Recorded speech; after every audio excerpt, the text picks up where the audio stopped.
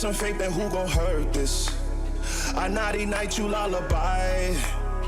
I'm doing me, it's do or die. You must be blinded by the lights. We came to shine here. Watch it look daytime in the night. We bring the vibes here. We full of life, you keep the change. Keep the change. They hate and say we win and change. I stay the same. You must be blinded by the lights. You must be blinded by the lights, lights.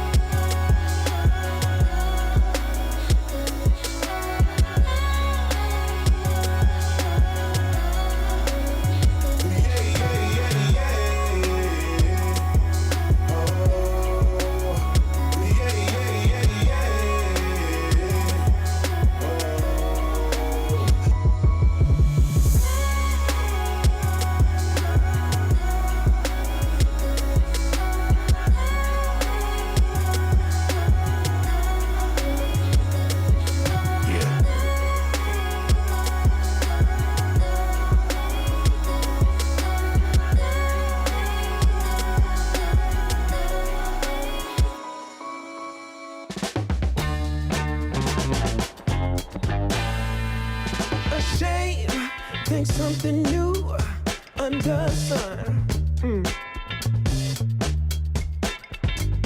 You can't take back them things you already done. No.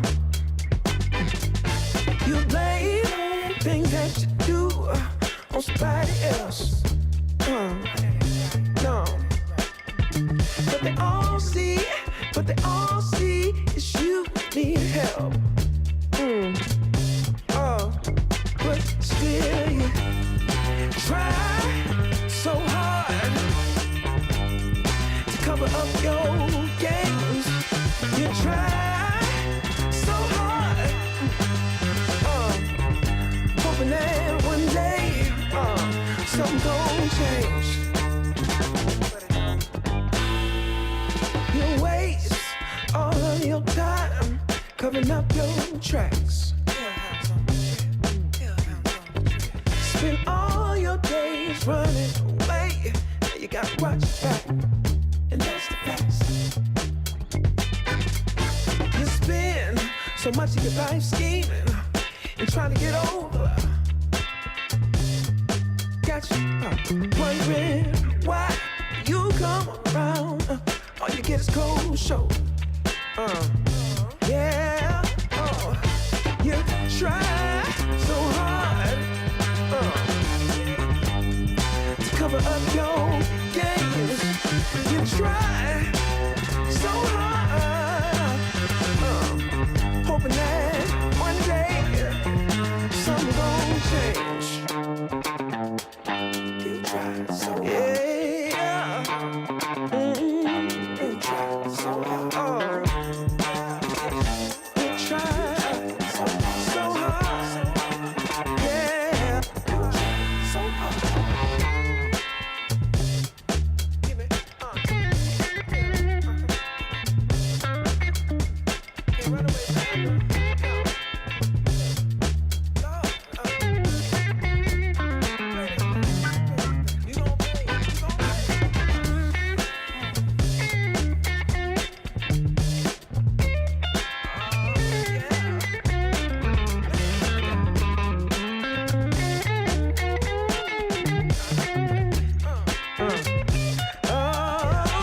Still you try so hard.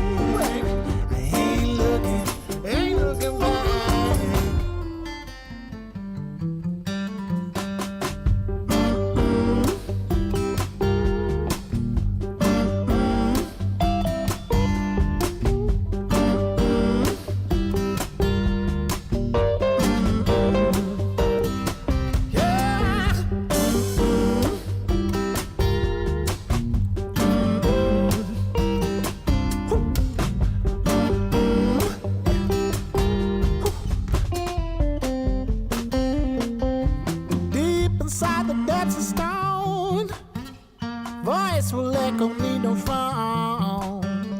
Ruled by the laws above. Nature shows me, makes me taught. I could climb this mountain now, rise above the clouds and see where all the force that kept me strong. Never did I mean no wrong, 'cause I ain't looking back. I ain't looking back. Ain't looking, ooh, ain't looking back. Ain't looking.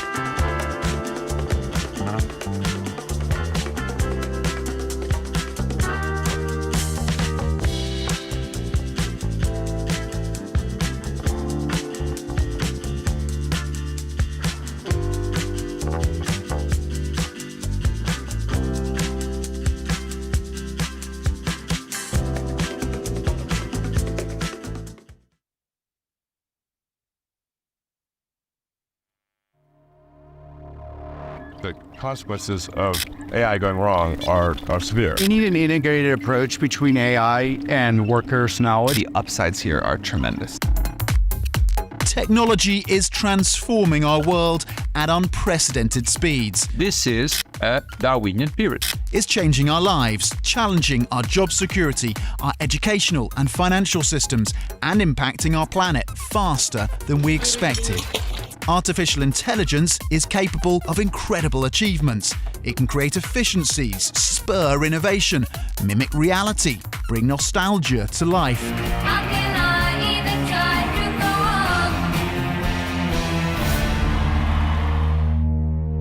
on? But AI can also have a dark side, rooted in distrust and disinformation. How we use it is up to us. Can this powerful new technology help solve the world's greatest challenges? This is the Bloomberg Technology Summit.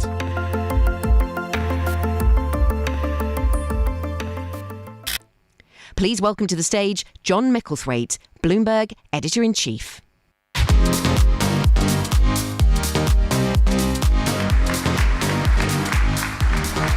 Thank you. I hope you enjoyed your lunch and you're ready for the afternoon session of the Bloomberg Technology Summit. It's a massive privilege to be here. Many of us didn't know this space existed. We are largely focusing this afternoon on the issue of AI, or at least looking through the prism of AI to look at various issues. You will hear about the chip industry, e-commerce, human capital. You'll even hear about ABBA's Voyage, the concert which some of you may have been to, I haven't, but was just described as a mind leap to me behind. Also, we're particularly pleased that we're going to be launching the UK startups to watch, and the names will be revealed shortly. My colleague Brad Stone, our technology editor, who's come all the way from San Francisco to be here, will take you through that. The goal was simple, to find 25 startups that symbolize the innovation that is going on and the diversity of the startup scene here, which I think is becoming an increasingly important part of what Britain can and should be. You'll hear more about that list shortly, as I said, from Brad and from some of the founders who will also join us. But before that, I am delighted to welcome Michelle Donelan, who's Secretary of State for Science, Innovation and Technology here in the UK, who will be in conversation with Bloomberg TV's Anna Edwards. So I'm going to hand over to Anna and the Minister.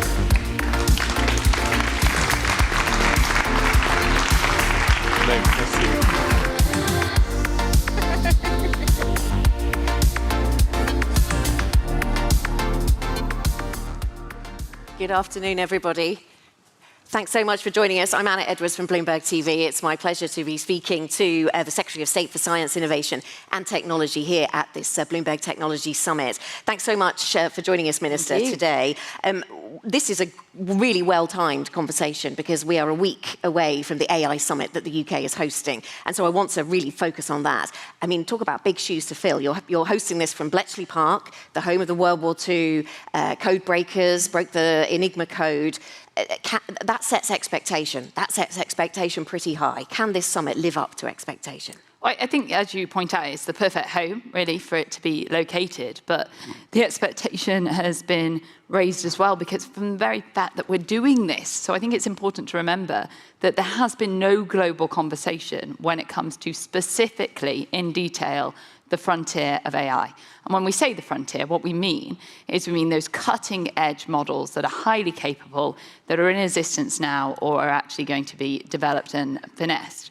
And this conversation is very targeted, very strategic. It's bringing countries from around the globe to Bletchley to have a conversation specifically about the frontier. Enough countries? I mean, we did a story recently that, as well as Rishi Sunak, Giorgia Meloni might be the only other G7 leader. Are you a little disappointed there aren't more G7 leaders, other countries in attendance? So there's been a lot of there's been a lot of speculation, and the speculation has been fueled by the fact that we haven't published a list of who's attending, which you would expect with a summit of this caliber.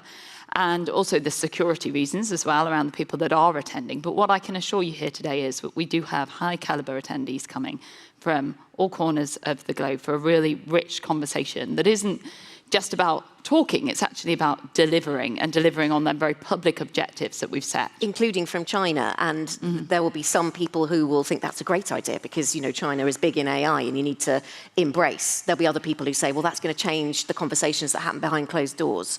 What do you think?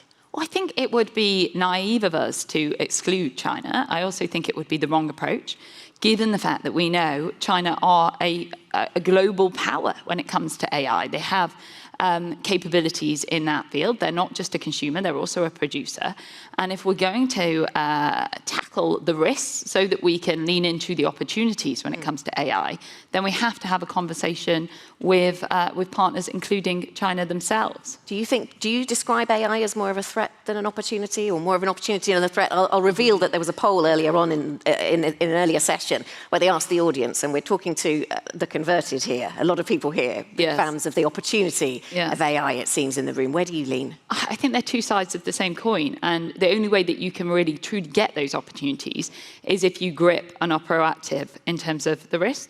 And if we don't shy away from those risks, there's no point in us denying them or burying our heads in the sand. We actually have to say, look, there are massive risks when it comes to AI, like loss of control, like misuse. So let's grip them. Also, we know the fact that AI doesn't stop at geographical boundaries. So let's have conversations and work with countries like China. Okay, hence the global conversation. In just a moment, I'll get to another polling question. So just warning you so you can get your phones ready. But in the meantime, what are you doing to convince the public about the benefits of AI? Because we've heard a bit about the threats, and some very big tech names who were at the frontiers of technology talking about the threats that AI can pose.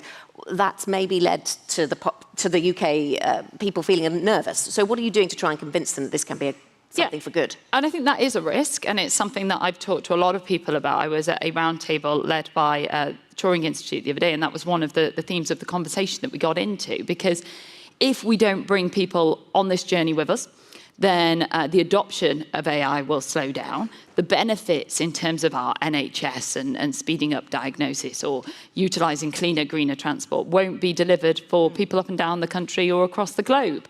And we won't be able to do things like help developing countries to tackle things like food inequality. So we really do need to grip these risks. And that means that we need to explain what those risks are to the public. We need to articulate what are the opportunities.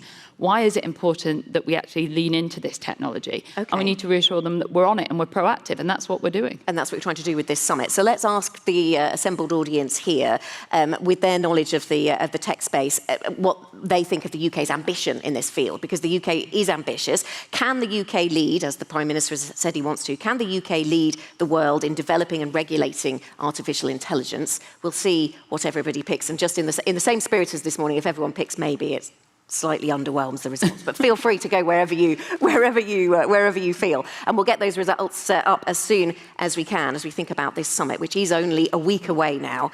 There we go. Can the UK lead? Okay, so a little convincing left to do in the room that the UK can lead on this. I mean, what I would say is that we are already leading in global safety. So we are investing more than any other country in the world when it comes to AI safety. We have invested 100 million as a seed startup fund for our task force. And on our task force, we've not just used the expertise in the UK, we've used the expertise from around the world. We've got people like Yoshua Bengio, who's known as one of the godfathers of AI, advising our task force. So we're already leading the way. Okay, and what does success at this event look like? We've already seen that there's going to be a communique that the attendees will sign that we've reported will contain the phrase AI is capable of catastrophic harm. Should we look for that to be one of the key conclusions coming out of this summit? So I think what we've got to do to ensure that this is successful is make good on our objectives. One of those was better establishing together what are the risks when it comes to AI. And we don't fully know because it's an unpredictable emerging technology. And that means that we need to do further research. So what we want to achieve from this summit is the formation of a network to allow us to do that research collaboratively together, to start this conversation and this piece of work, for the summit to become a fixed point in nations' diaries. So this is the first of many. That's certainly a key objective. We also need to drill into what are the opportunities for AI? How can we access those opportunities on a global stage? How can we ensure that all countries and all people benefit from AI? So there are lots of things that we need to get into in the summit, but it is certainly the beginning of a journey as opposed to at the end. And this is going to be annual? Is it going to be in the UK? So we're having that conversation because it's quite tricky when it comes to AI because it is moving so fast, remarkably fast, faster than any other technology that we've seen before, I would argue. And so it may be that we set it up every year potentially, but then we may have to speed that up and put in one every 6 months or something. So I think we need to be flexible around the exact calendar that we prescribe. And it seems, in terms of calendars, it seems that the EU is going ahead with setting out its framework. I think just today we're seeing a meeting taking place in the EU where they're talking about 3 tiers of AI regulation, from foundation models to very capable systems like large language models to general purpose AI, and working out how they regulate all of these. How does that feed into the global efforts that the UK is trying to lead? So there are lots of global conversations and work streams when it comes to AI, like the Global Partnership on AI, like the OECD work, like the Council of Europe's work. What hasn't happened is a conversation in detail just about the frontier. That's the missing bit that we're filling in. Now, every country is taking a slightly different approach when it comes to AI. Some are quite far behind in their thinking in terms of they haven't really gripped it. Some are quite forward-thinking and developed as the EU are, but they're taking a different approach to what we're doing here in the UK. What we're trying to do is say, okay, before we lurch to solutions, let's try and better understand the problem. Let's bring on board all of the world's experts. Let's really delve into this question. Let's also do that on a global scale, which we're setting up the summit for. Let's also be agile and nimble in our approach. Let's set out our regulatory principles like we did in the white paper so that we can give business the confidence to locate here, to grow here, to develop AI companies here, but knowing that we are minded and understand the need for guardrails. And to find the staff they need here, that is something that when I talk to tech leaders, they talk about. I mean, will there be AI visas, for example? Well, we already have a mixture of different visas for skills, etc., and those looking to there's a scale-up visa, there's an innovate visa, etc. But one of the things we've been trying to do in addition to that is grow some of our own talent. So just a few weeks ago, I announced the extension of our master's conversion course on AI. We also increased our number of AI doctoral places. We've added more money to our labs as well so that people have the facilities. And we want to ensure that we have the correct ingredients to grow that AI ecosystem here, which is why we're investing so heavily in compute and why we've started to develop our exascale program, which will be based in Edinburgh. And thinking about what you're investing in, it has been reported that you're spending £100 million on AI chips, for, buying 5,000 GPUs from NVIDIA, and it isn't entirely clear to people why the government is buying chips and what for, and what is it to do with a centralised AI tech resource, or what is it for? So I think to explain it, what we've done is we've invested some money into Bristol specifically, which is an AI research resource, which is part of our compute capacity. But in addition to that, we're also doing our exascale program, which is £900 million. We're based in Edinburgh. And we're working with companies as well and other countries to see how can we maximise our compute capacity. As we know, it's one of the key ingredients you need for AI. It's what Ben Buchanan describes as part of the AI quartet. And clearly with that, you'll be hoping that we don't just found UK companies, but we scale them and we keep them, because that does seem to be another issue that when I talk to tech leaders, they talk about. What is the UK government trying to do to fix that? What is the answer? Yeah, I've been quite outspoken on this. It's one of my key priorities, scale up. We're really good in this country at startups, and then they do hit a point where then it goes a bit rocky, really, in comparison to other countries. And we've already started to do a great deal of work on this, like the Mansion House reforms that were announced by the Chancellor, the LIFT scheme, like the expansion of the science and innovation seed funding, the work that's happening in my department with the digital growth grants. But we need to do more, and that's why I've been working with the likes of Tech UK and other partners and listening, and we'll be coming out with further initiatives in this space. Was it a mistake to allow Google to buy DeepMind? I mean, I know it's not 2014 anymore, but if such a question came up now, would the answer be different? Look, DeepMind are a fantastic UK story. They are homegrown here. They still recruit and create a number of jobs. They're at the cutting edge of innovation. But that speaks to a broader issue, which is around why do we struggle to scale up here? And it's not all to do with the money. In fact, this was a conversation I was having this morning with a group of business leaders. And some of it is a cultural issue as well. Some of it is about getting the right people in the boardroom that have got that innovation and foresight. Some of it is around, of course, the funding, but some of it is much broader than that. One of the questions coming in on the app just now, what will it take for the UK to become the tech capital of Europe? Is that, I imagine that's the government's ambition? No, we're already the tech capital of Europe. We actually want to be a science and tech superpower by 2030. That's our key mission and driver within our department. And so how do you define that? How we do that is we set out our science and technology framework quite early on, just after our department had been created, which is basically the blueprint for how we get there. And our department has to work across government to achieve that, whether that be in skills, if that be in procurement, etc. But we are actually one of only 3 countries in the world that has a tech sector that is worth over $1 trillion, and that is with America and China. So we are already the tech capital of Europe. There we go, the answer to that particular question from the Minister. Let me ask you about the way that tech is regulated in the UK. Clearly, horrific events in the Middle East recently, and some of that finding its way onto social media, worrying for a lot of people. How do you evaluate how tech has done? What conversations are you having with tech about how they have done through this particular episode?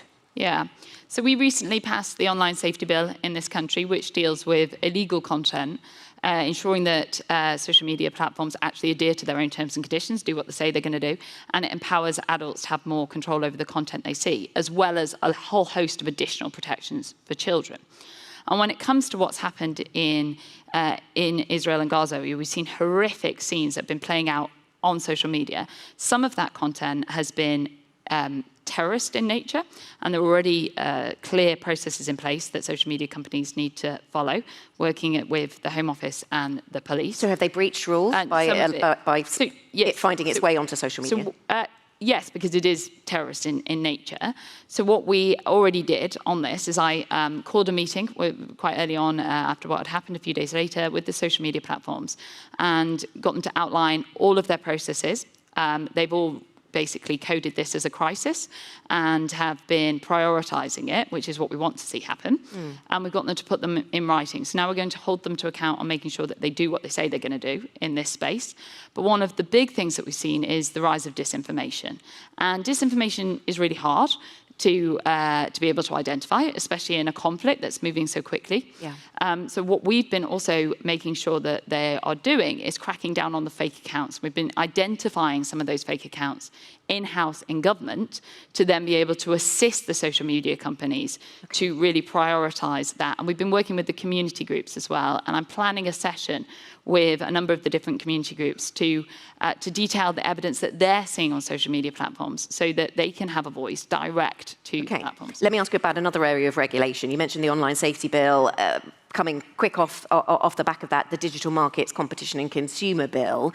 It seems you might be getting some pushback from big technology businesses on what you're trying to do there, which is some attempt to level the playing field, maybe. Are you going to give big tech companies a right to appeal? Well, there is already the right to appeal. I think the question is more the nature and the grounds of which you can appeal under. We are listening, absolutely. We do listen throughout the passage of any bill. As you say, the bill is designed to level the playing field and prioritise competition, which is to the benefit especially of consumers, but also innovation and everybody. And it also mirrors a similar tack that is being taken in Europe and Australia as well. Are you minded to give the tech companies what they're asking for, though? The ability to appeal on the grounds that they're setting out? So my approach as a minister has always been one of an open door where I will listen to all the different views and then form an evidence-based decision. And throughout the passage of any bill, bill, I will keep engaging with different stakeholders and try to assess what changes, if any changes, we need to make in order to get the very best bill at the outcome. Okay. And that's the process that we're going through now. Okay, let's get to my final polling question as we bring this conversation to a close. So if you could get your phones out for one more poll in this conversation, and this is to do with who is able to deliver best for the tech sector. And just to give you some context, so the question we're asking here is which party is best for UK tech? I mean, that's what we're here talking about. It's talking about the tech sector. So which party is going to be delivering for UK tech? We recently asked the investment community on our Markets Live blog, portfolio managers, traders, retail investors, which party was going to be best for markets. So this is giving the tech sector an opportunity to answer that very same question. And no doubt we will get the results coming through. And you'll either have some convincing to do then, Minister, or not, depending on the results. There we go. So which party is best for UK tech? It seems, well, these polls perhaps look better than the national polls for you. so maybe you've got a few friends in the room. I mean, what can you say to try and persuade those who've not put your party on the list? Yeah. So what I would say is we are the only government that has ever created an entire department based on science, innovation and technology. And that speaks to not just how much we prioritise, but how much the Prime Minister personally recognises how important it is to the economy and to improving people's lives, not just in the short term, but also the long term. And if you look at some of the stuff that we're investing in, like compute, like quantum, etc., some of the results are not going to be delivered by the next election, but they are going to be delivered for the next generation. And I think that you need a government, when you're dealing with technology, that has that foresight and understands the importance of investing in this infrastructure and getting the ingredients right to really back our industry so that in the future we can be a science and tech superpower on a global stage. What will the legacy of the summit that's taking place in a week, what will the legacy be for the UK? Because we talked about how you want this to be it's a global initiative and it might travel, might move around, but what will the legacy be for the UK? So I think the legacy will be that we are leading the way when it comes to AI safety.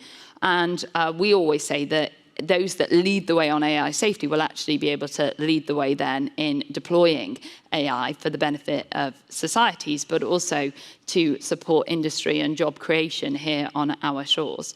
And certainly we have the expertise to be able to do that in government now, and we have the ambitions to do that. And we have already started this journey. Okay, Minister, thank you very much. The Secretary of State for Science, Innovation and Technology. Thank you. Thank you. Please welcome to the stage Brad Stone, Senior Executive Editor for Global Technology at Bloomberg, and Amy Thompson, Team Leader for Technology in EMEA at Bloomberg.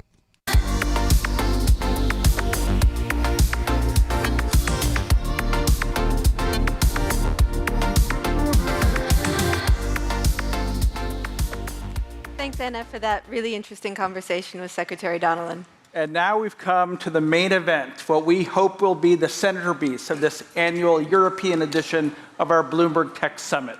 Our goal was to shine a light on what the UK does best, to spotlight the scientists, the engineers, and the thinkers that this country consistently produces, and show that it's not just a sideshow to what's going on in California. Now hang on, Amy. This is the UK. Isn't this the land of overbearing regulation, prohibitive labor practices, a dearth of venture capital, an absence of big tech companies, and that's all before Brexit? Typical American.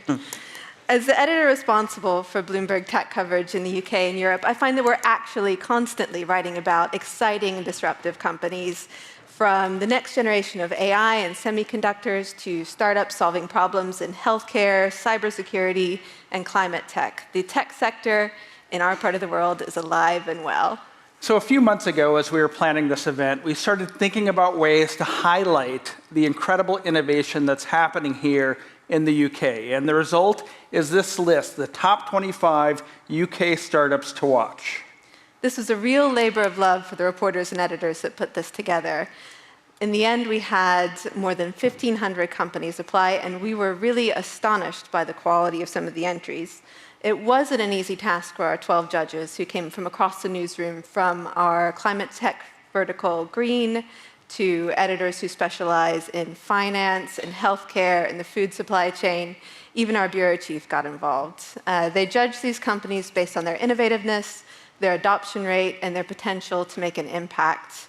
And I really want to thank everybody who was involved with this, including the newsroom apprentices who spent most of their summer toiling over spreadsheets to make this happen. And by the way, 1,500 applications, and kudos to Amy and the team she put together. We really did look at all these applications methodically and winnow down this list. So perhaps without further ado, shall we unveil the winners? Okay, well, in no particular order, in the finance category, we have Monzo, a challenger bank offering customers access to checking accounts, loans, and investments from their mobile.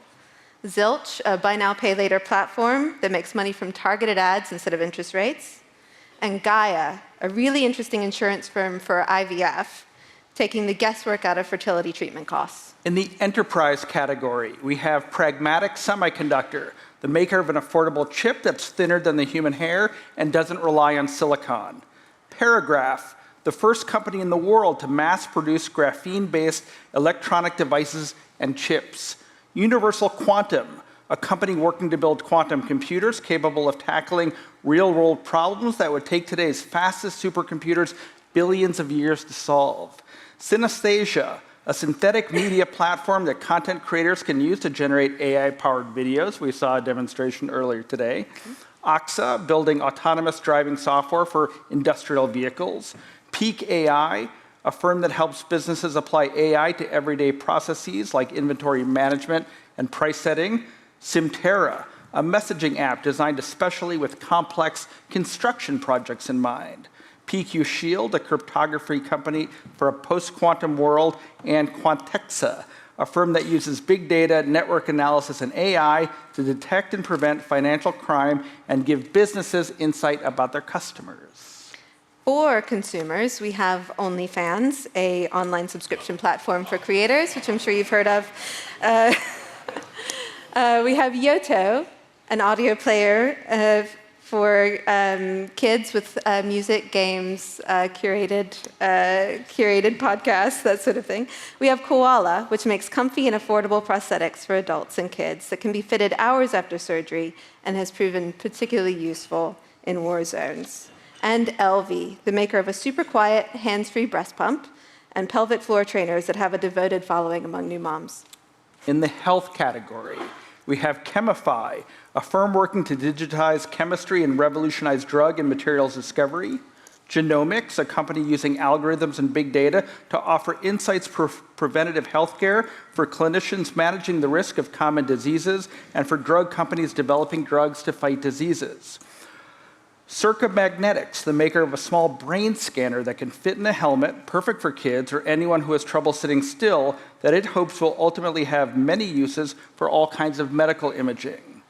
Proximie, a mixed reality tech company offering surgeons a platform to virtually attend operations, share insights, and train. And Helix, a pioneer of next-gen drug discovery that uses AI to develop new treatments for rare diseases. And for companies working to save the planet, we've got Big Sis. They produce sterile male insects that control the number of pests around fields, saving your strawberries without chemicals. Decycle, a startup that recycles precious metals from old electronics with an eco-friendly solvent. We have Nature Metrics, which uses DNA traces in the soil and water to measure biodiversity and helps clients track and protect natural resources. And last but not least, Airfinity, a company that uses machine learning to track how diseases spread through the population and whose tools provided valuable insights during the COVID-19 pandemic. And that's all 25. Okay. Please, would all the representatives from the startups who joined us today stand and have a round of applause.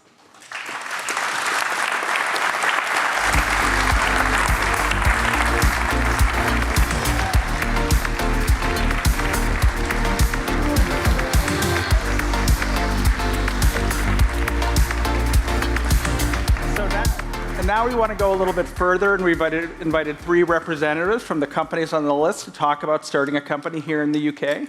We have Tanya Bowler, founder and president of Elvie, Sarah Crawley, co-founder of Simterra, and Professor Sir Peter Donnelly, co-founder and CEO of Genomics. Welcome.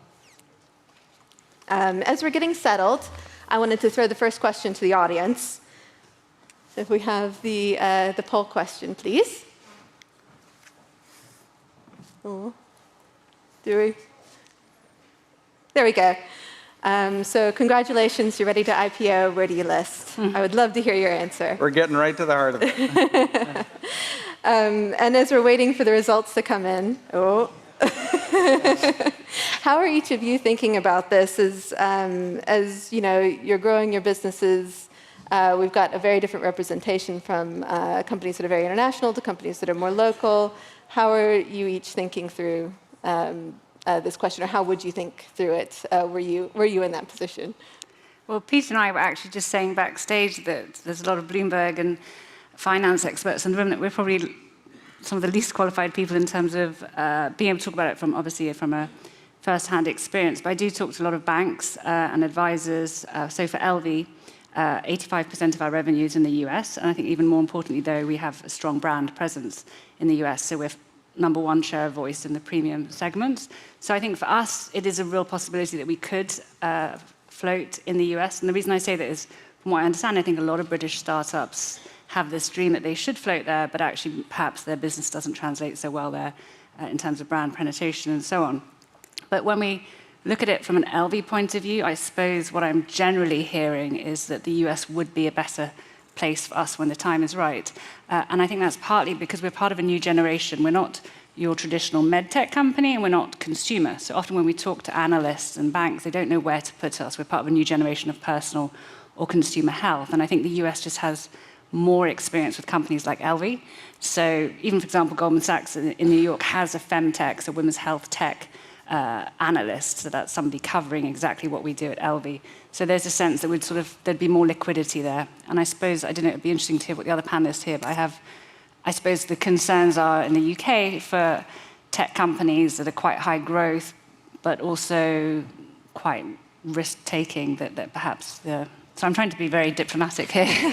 I just feel bad. I feel like everyone is just constantly so negative about LSE, and it's not entirely LSE's fault, right? As in there's other issues in the UK. Anyway, it'll be interesting to see what the poll says.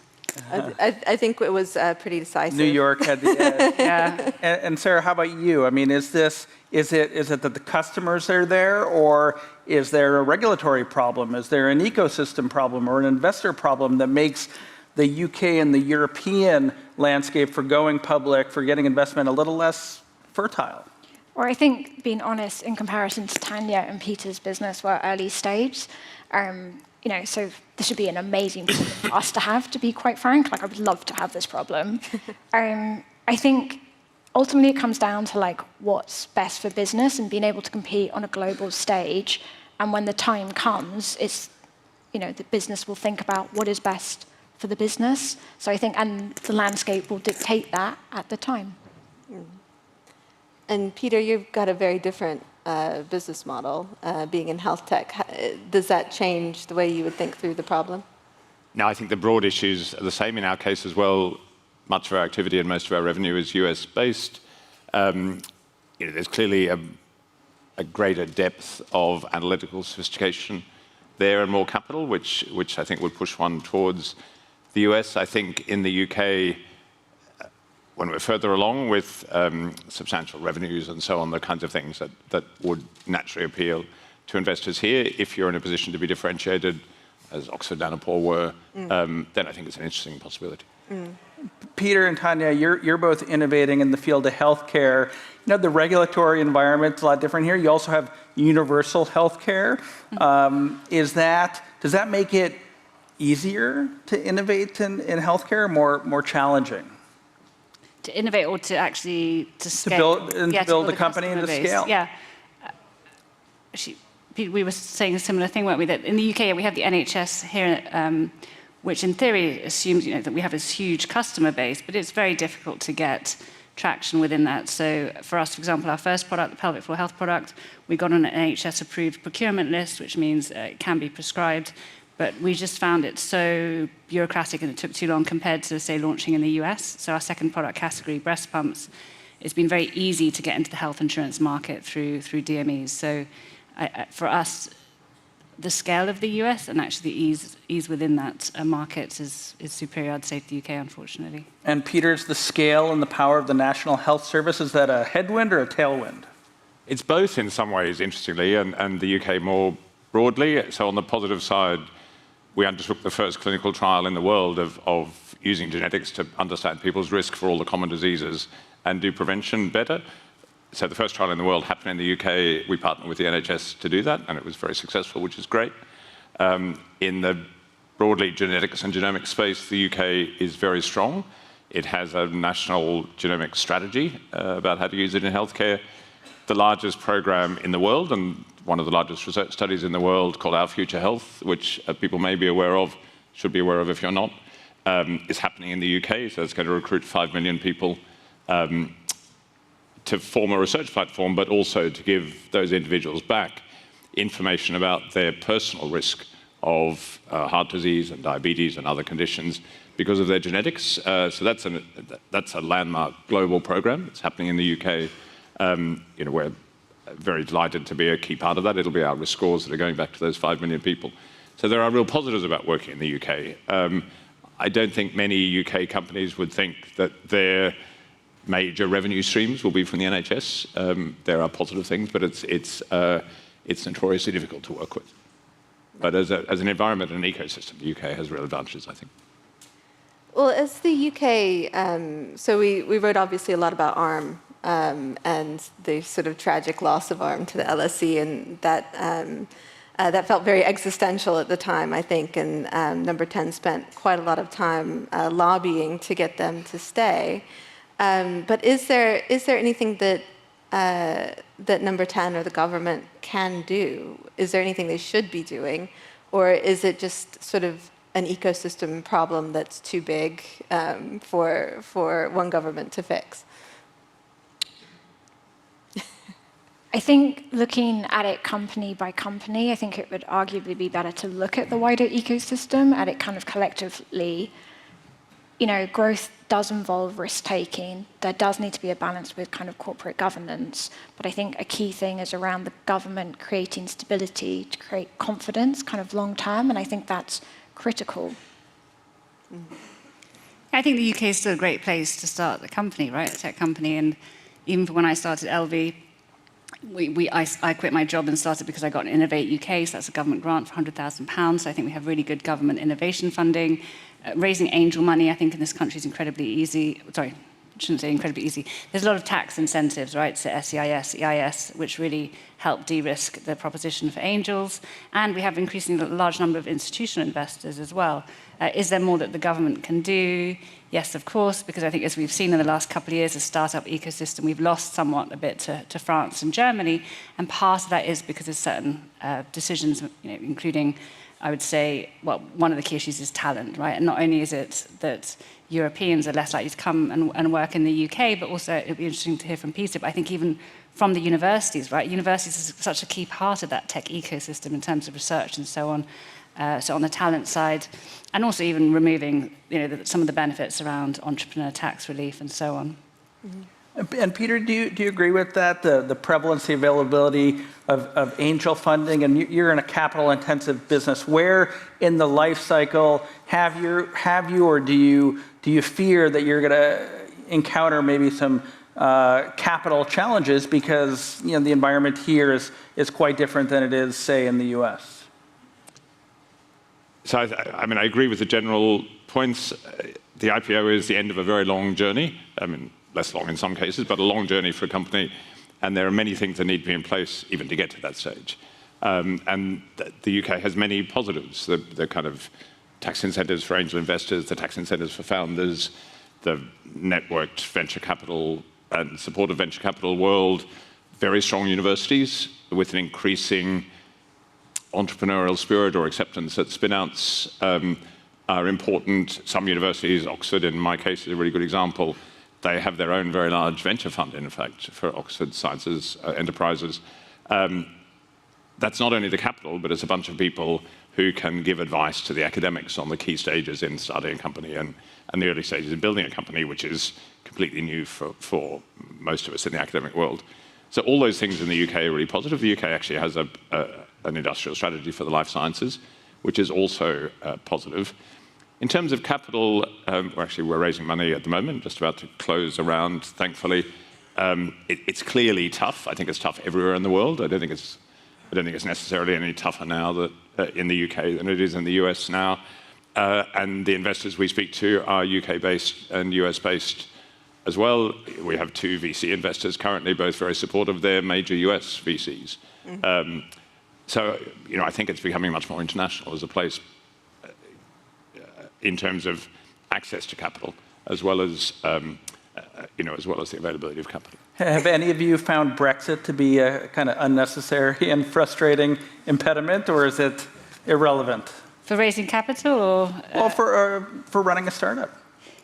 Yeah, absolutely. I mean, so we have our main market is the US, but we have also launched in several European markets. So it's just obviously more bureaucratic and getting yourself around the additional regulation. As I sort of implied, I think also on the talent side, there's less even about right to work. And also, I'm on the board of Tech Nation, so we do help in terms of entrepreneur visas and so on. But it's more a sentiment that I think this is my own experience, but talking to a lot of European startups and so on, they'd rather stay in mainland Europe now than come to the UK. So that's sort of fueling this talent issue. Now, Peter, I wanted to come back to something that you were talking about, which is the university ecosystem. I noticed that a lot of our startups on our list are spin-outs, or the idea came from a lab. We have several professors on the list. And you mentioned sort of the support that big universities like Oxford are offering. Is this a new trend? Has there been more emphasis in recent years? Are labs being encouraged or even pushed to come up with spin-outs and interesting ideas like this? Yeah, I think all those things are true. I think it's a very different world now from even 10 years ago, and incredibly different from 20 years ago. Both in the sense that within the academic world, being interested in something entrepreneurial or interested in starting a company isn't seen as a sort of poor second choice, or you're making money, so that's not really what we do. It's much more natural. It happens a lot more, which also helps. That's one part. I think the readiness and the willingness and the awareness of academics about potential opportunities is much more now than it was. As we were saying, many universities have the right infrastructure in place to help academics think that process through. Sometimes academics think that their great idea is going to solve some key problem, and there are bits they're missing, so that reality check can be helpful. But where there are good ideas, the support that gets it from a good idea into a startup that's well-funded and so on is critical, and that's now much more available. Was there any particular catalyst for this in recent years, or is it just sort of a growing awareness of the potential of the labs and the brain power in our universities here? I think there's a bit of a culture change in the academic world, as I said, to make this kind of thing a more natural opportunity. There's an awareness that this is happening in other parts of the world, and then in the UK, some universities have been better at doing this than others, and the others realize that, the universities realize that there's potential value there if they help support spin-outs in terms of their lab work and so on. So I think there's a lot of factors, all of which reinforce each other. Yeah, and actually, just to add to Peter's point, what I've seen, so one of our investors is Octopus, and they're actively going out actually to University of Bristol and Manchester to start those sort of collaborations, because obviously there's more capital in the UK. It's trying to go early, it's trying to find different pools to tap into, but obviously there's so much incredible IP at the university, so it's also, I think, coming from that side. That's really interesting. When we started to put together this list earlier in the year, we were right in the midst of this grinding pullback in fundraising and valuations. And Amy and I looked at each other and we were like, is anybody going to be left by the time we had this list? So we did lose a few. Yeah, maybe Sarah, starting with you, and expect full transparency. We're amongst friends here. Was there any point in 2023 where you or any of you were kind of worried about the environment and what the future looked like? Yeah, I think you'd be lying to say no. In 2020, when we were in Google Startups, I had no idea that the world would be as it is kind of today. And when I set out on this, I did an ultramarathon in the Arctic, and only 7 of us finished. Hang on. An ultramarathon in the Arctic. Yeah, and 7 of us finished. And I thought, that'd be a really good kind of yardstick to measure, That's a metaphor for starting a company. But for many, many things. But, startup life makes that look like, that run was a park run. Like it is tough, and it has been a tough year. So I think it's not been smooth sailing, and there have been moments where the highs are very high, but the lows are very low. Mm. And with Elvie, you're a little bit further along the journey. How did you find sort of the last year? Yeah, last year was pretty shocking. I think for any high-growth, loss-making, consumer-facing business, suddenly overnight, the investor sentiment going from grow at any cost to profitability was very difficult. We were already, because we were at a certain scale, we were beginning, we were well on the way on the path to profitability. But we did have to sort of change strategy quite quickly. But I think particularly what's sad in my space, in women's health tech, LV has scaled certain points that we could sort of buffer those changes. But I think a lot of startups, much earlier stage, who hadn't quite proven out their product proposition and so on, have unfortunately fallen by the wayside. So it was a hard year last year. And I think from what I can see, even though the public markets have improved, I think private capital raises are not in a particularly good place yet this year either. Right. So it continues to be tough. Was it any different for you with sort of the university ties? It has been tough. The whole sentiment of investors is completely different. You could get a long way on hope and promise and good ideas and encouraging business model that had revenue in the future, but it's all about what's happening now. That's a big change, and if you're at the wrong stage as a company, it's particularly challenging. I'm kind of naturally very optimistic, so maybe I haven't worried about it as much as I could have, but it has been a really tough year.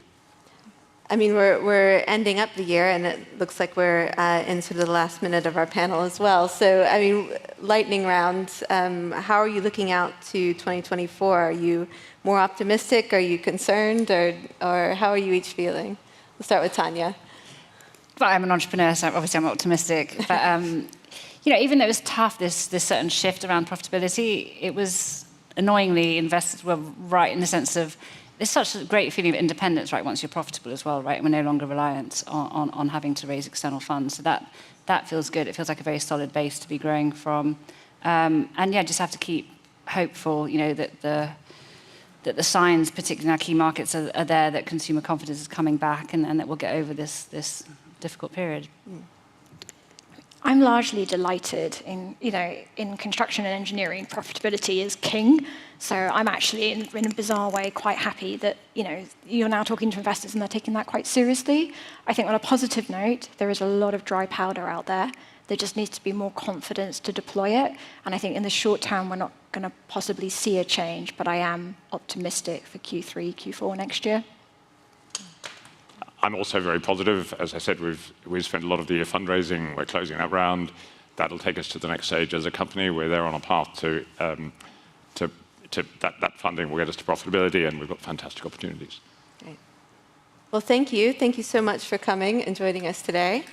And I want to thank again all of the startups on our list, and congratulations. Thanks very much.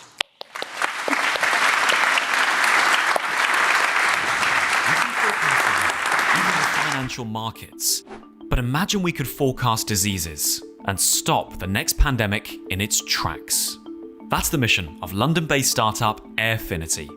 We know the detailed pricing of nickel coming out of a mine in Congo, but we don't actually know what people are dying from. Even in the Western world, we don't have a strong understanding of how many are suffering from flu, from RSV, from COVID at any given point in time, let alone able to forecast that.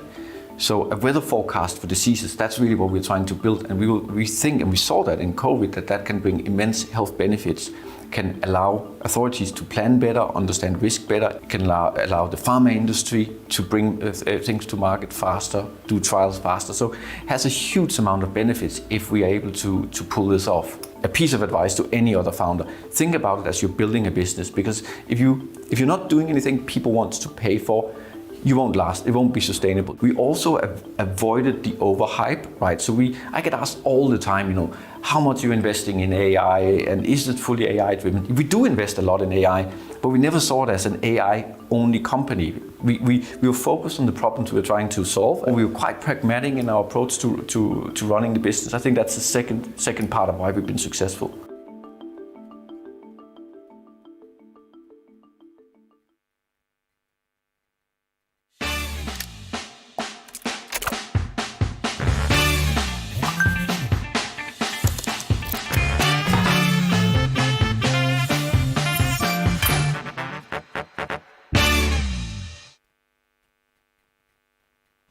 Please welcome to the stage Lauren Miskelly, Managing Director and GTM Lead at Chrome Browser Enterprise, for a conversation with Bloomberg's Duncan Charter.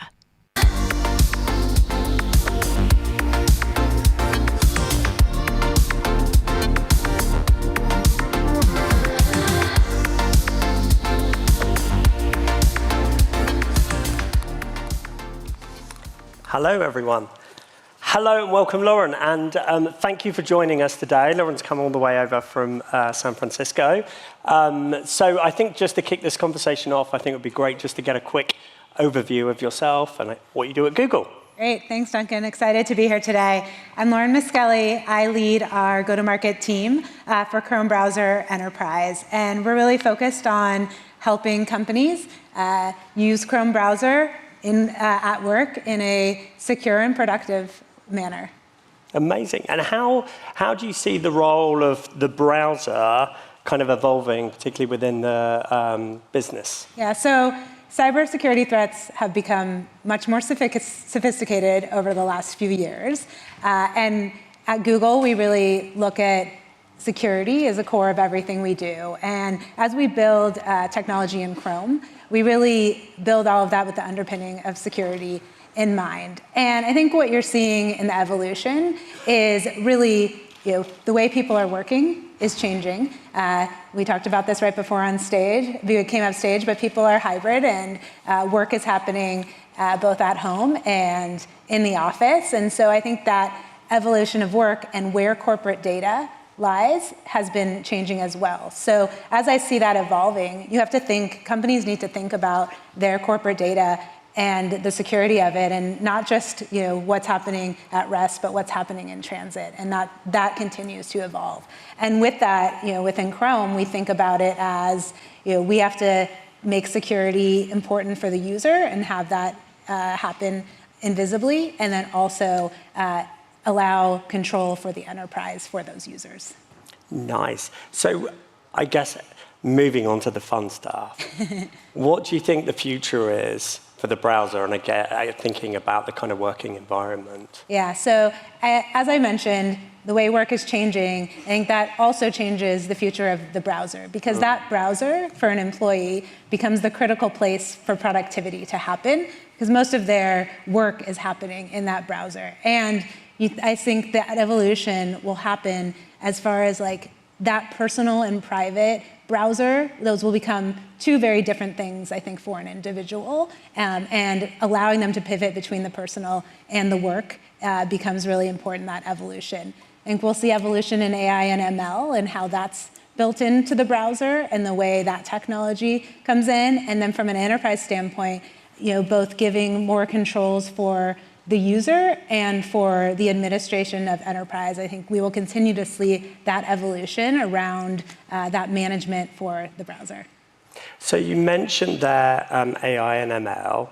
How do you think specifically, when you're thinking about those technologies, how are you thinking about that, I guess, in terms of its role overall in the case of business? Definitely. So I think to start, within the browser, AI and ML has been something we've been doing in Chrome for many years. If you use the browser and you see safe browsing is actually used by over 5 billion people today, and that is AI at its finest, where it's saying, hey, this person's going to a site that might be risky. We are going to identify that and block that. So that's one way, just from a user standpoint, that's being built in.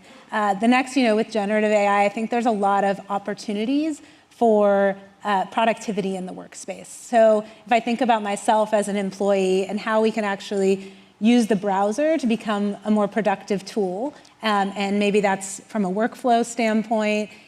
Most people are working in SaaS applications today to get productivity done. How do we, within the browser, make switching easier for folks? And then lastly, from an enterprise side, additionally, how do we think about making it easier for security and IT administrators to get the job done to secure their users and manage those users and give them the tools through different technologies to make that simpler. Amazing. And I guess while we have you here, I should ask you, what's your favorite feature yourself to get stuff done?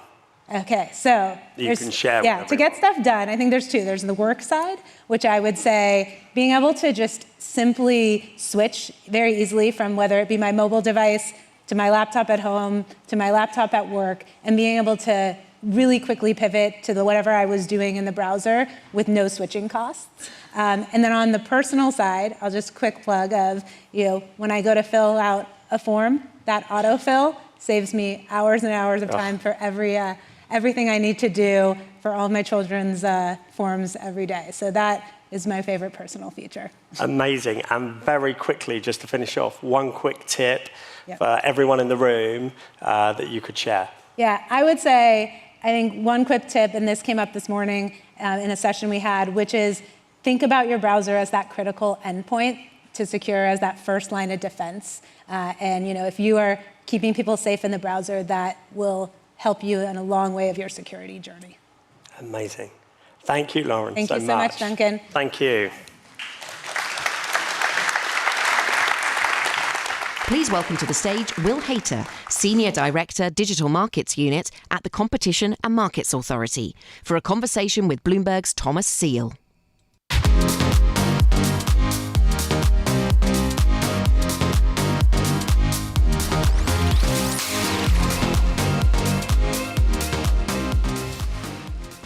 Hi, everybody.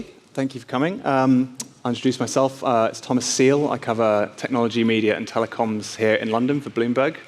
Often, my job means writing about how global businesses are being regulated here in the UK, which has become a more interesting story post-Brexit. So I'm delighted to be speaking to Will Hayter today. He's the Senior Director of Digital Markets at the CMA. He's been at the CMA since 2015, apart from a year at the Cabinet Office to work on the Brexit transition. Today, Will's running a new part of the CMA, the Digital Markets Unit, newish, which is expected to be given new powers to regulate the biggest tech companies, ones it deems to have strategic market status, or SMS.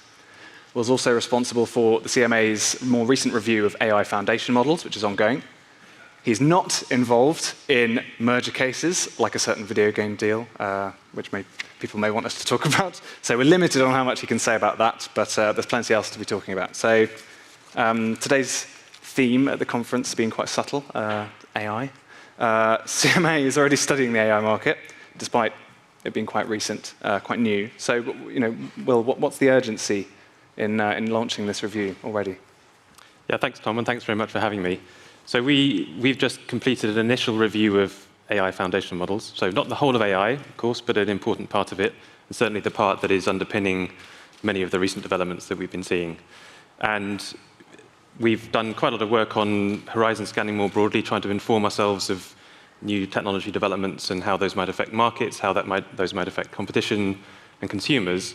And this set of developments is clearly of great importance for all of those aspects. So we wanted to try and get ahead a bit, try and understand the market as it's developing, rather than having to come along later and work out what's happened. It's an initial review, so we took four months or so, taking stock at three levels of the market. First, the development of foundation models themselves. Secondly, the deployment of the models. And thirdly, the consumer experience. And we tried to think about the kinds of more positive or less positive outcomes that might emerge for competition and consumers, and then put forward a set of proposed principles to try and help guide the market towards the more positive outcomes. And sorry to be the classic journalist focusing on the negatives, but what could go wrong if you aren't kind of watching closely, if you weren't? I mean, what kind of potential risks did really leap out at you in your initial study? I mean, they're really the sort of classic issues we tend to worry about, both on the competition and the consumer side. On the competition side, if you have market power building up, that can result in less effective competition, less innovation, perhaps worse outcomes for consumers. You can get more direct bad outcomes for consumers. So, for example, we looked at issues like fake reviews, where we have an existing case actually using our consumer enforcement powers, but where there's a big question as to whether generative AI foundation models will actually exacerbate some of the harms that we're seeing in the current set of markets, or whether they could make them better, and it could go either way. What we tried to do was strike a balance and understand what might push the market towards more positive outcomes and what might push towards the more negative outcomes. Certainly not wanting to predict the future, perhaps not even wanting to be too firm on the present, given how fast things are developing. And the biggest AI foundation models, we had Anthropic here earlier today, they are startups often, but they are already very much embraced and funded by big tech, who also own and operate the big cloud platforms, content distribution, social media. So does that already sort of ring alarm bells to you that you've kind of already got this vertically integrated structure, arguably, and the kind of more imminent risk of bundling and things like that? So we're seeing a variety of structures, as you say, some very vertically integrated companies, others where the labs are more independent, but they have certain arrangements with some of the cloud providers, for example. We did think very hard about really what are the key inputs to those models and the development of the models, and we would want to see easy, ready access to the various inputs on fair terms for a variety of companies, whether independent or vertically integrated, again, to get the best outcomes. So not preferential access to the likes of OpenAI by Microsoft, for example?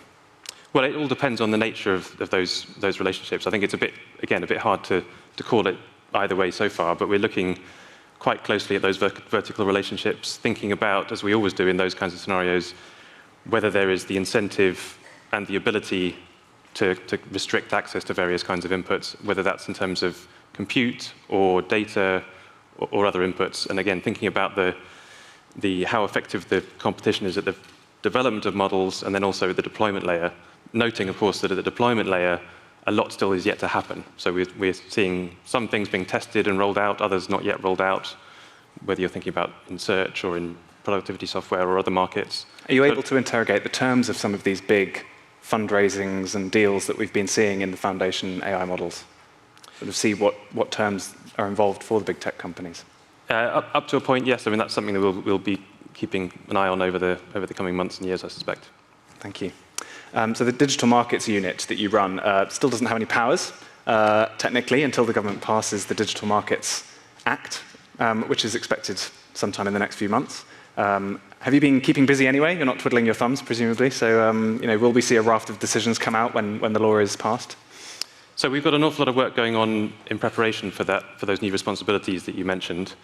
That's all of the sort of work you'd expect in terms of thinking about how we'll actually implement the framework. In the bill, we're required to produce quite a lot of guidance on how we will actually implement those responsibilities. We can't start producing that guidance until the bill reaches the right point, but at that stage we will do that, and that will be, for example, explaining how we interpret this strategic market status concept beyond the broad framework that's written in the bill, how firms will be able to engage. We want to set out our stall in terms of really wanting to talk to and hear from an enormous range of companies, whether it's the prospective SMS candidates or challenger tech or civil society, etc. So there's a lot to do internally for now and then externally in the fullness of time to explain how we think that should work and try and invite all of that kind of input. We're also, as you'd expect, preparing in terms of just our operational readiness, so that includes recruiting and trying to get the right blend of skills in, technical, economics, law, that must be challenging because the CMA is a part of the civil service, ultimately, and so you're sort of restrained by its wage structure. So is it difficult to sort of attract and keep the people that are going to be taking the fight to big tech if they can go and work for them? Well, I suspect anyone who's in the market for data scientists, data engineers, etc., would probably profess a certain degree of discomfort with their ability to attract the right people. I actually think we're doing pretty well.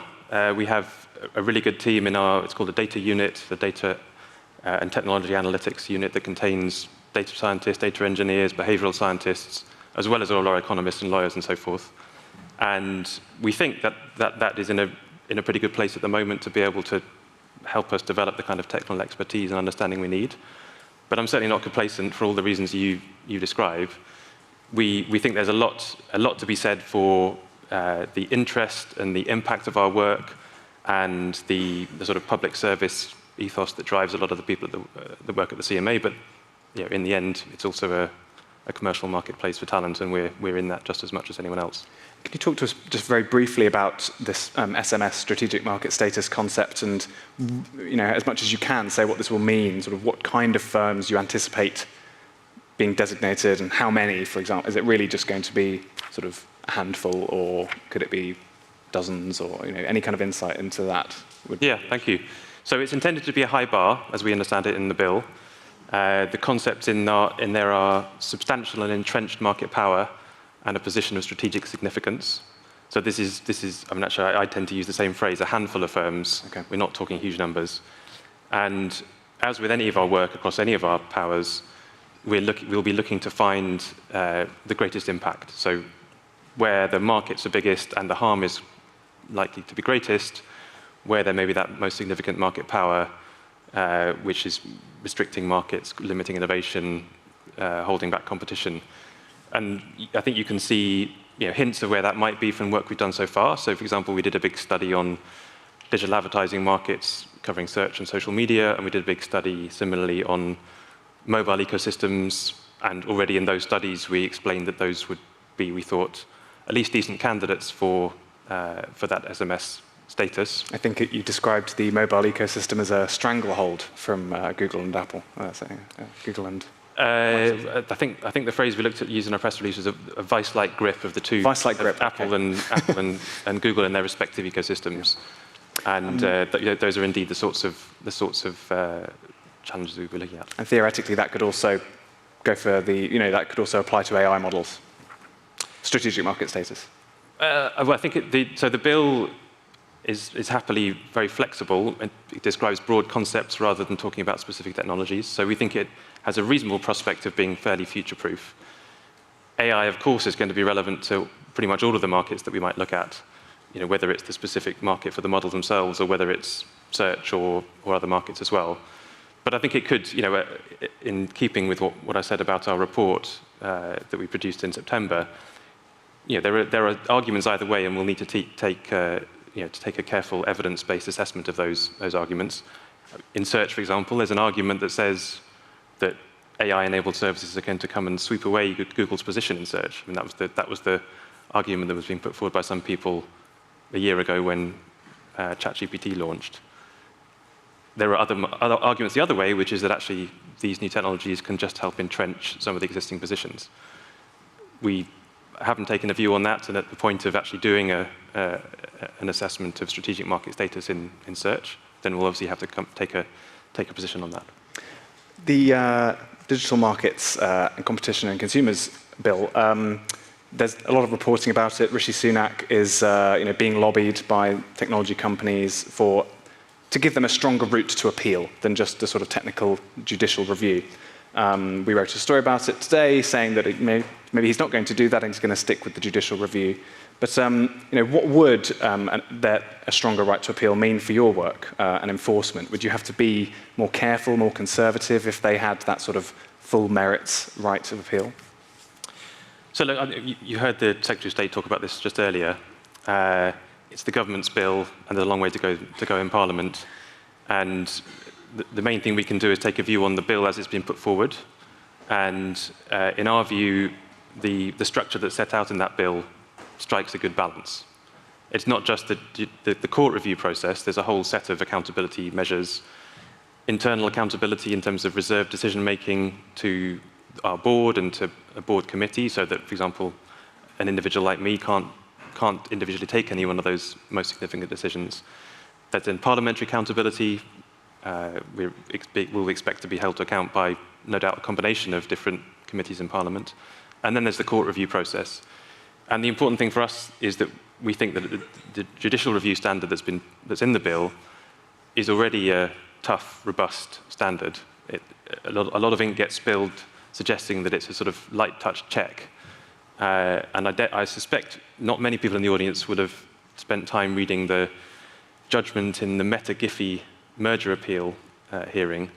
But if you did go and read it, you'd find 100 pages of thinking from the court on not just the process that we followed and whether we did that right, but also our analytical approach, whether we looked at the right evidence, how we went about doing that. So I think anyone who read that would come away thinking, actually, this is a pretty tough and robust standard. Who'd have thought that the highest justices and lawyers in the land would have been spending so many pages on GIFs? There we go.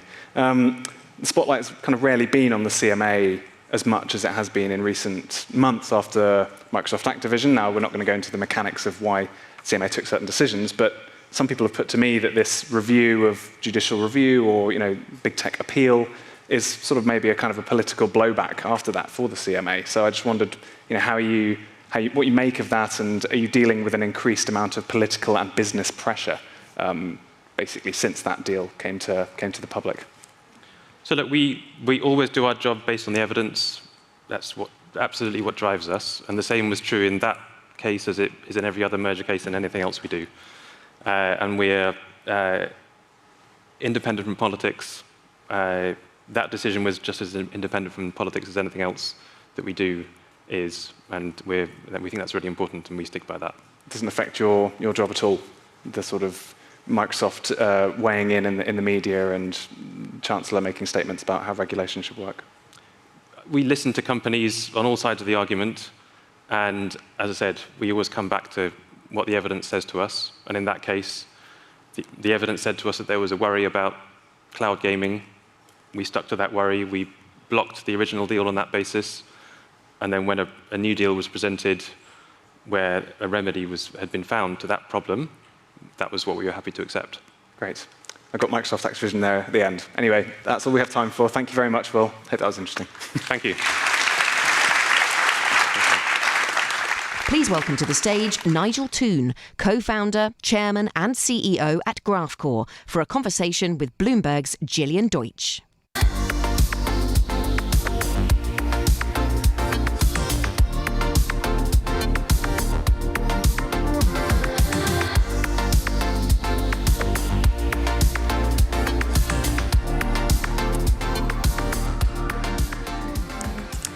Hello, everyone. I am Gillian Deutsch. I am Bloomberg's tech reporter based in Brussels. And I'm so excited to be hosting this conversation with Nigel, talking about two of the coolest topics in tech right now, artificial intelligence and semiconductors. I want to remind you guys that you can send your questions, and I will see them popping up on the screen, and I will be asking them throughout the conversation. But I've got a million questions for Nigel. But I think first off, for people who are not familiar with Graphcore, can you explain what an IPU actually is? So Graphcore, we've created a new type of microprocessor to accelerate artificial intelligence. We call it the Intelligence Processor Unit. It competes directly with NVIDIA and their GPUs. So we have, where they have CUDA software, we have something called Poplar. We have an IPU, they have a GPU. And to kind of put it in simple terms, or as simple as I can try, if you have a CPU, it does one operation on one piece of data. A GPU will do one operation on multiple pieces of data. For example, paint all these pixels blue to create the sky. And an IPU will do multiple instructions on multiple pieces of data, which is ultimately what we need for AI, because like our brain that has many neurons inside, there's lots of parallel operations that go on. And those more complex data structures are what we actually need to accelerate. Cool. So now that we know what IPU is, let's talk about chip wars. Because that is obviously something that everyone's been very focused on, is this US-China trade war. Yeah. Where does Graphcore fit into this? So we're very much, I guess, just from our geography, we're obviously based here in the UK. But we sit, very much under the umbrella, I guess, of US technology, and to the extent the US government decides that there are export restrictions, that will typically catch us because we're using foundries like TSMC that rely on American technology. We rely on some pieces, small pieces of American technology inside our products, like the high-speed IOs and various pieces. So you sort of fall under a re-export of US technology, and so to the extent the US puts restrictions on shipping products into China, we would be caught by the same restrictions, even though we're a British company. And so how much of your sales are going to China? At the moment, it's maybe 20%, 25%. It's a significant market, and we've got some big internet companies there that we're working with very closely. And that's been really good for us because it really gives us insight into what's happening and how to get technology deployed in these very large companies. And I think my observation of it is that China is probably further ahead in trying to deploy AI in many cases. I think the wake-up moment for everybody was probably ChatGPT, back in December, when it suddenly struck the public consciousness that AI is a thing that's going to affect us all. Actually, in China, it was 2016. It was AlphaGo. 240 million people watched AlphaGo beat Lee Sedol live on television, and then watched it beat the Chinese Go champion as well. And so that was when AI kind of struck the public consciousness in China. And kind of as a result of that, I think China's been deploying AI more, and we probably see it directly in TikTok, in the way that that creates this incredibly sticky environment that, is really driving users. All of that's driven by AI technology.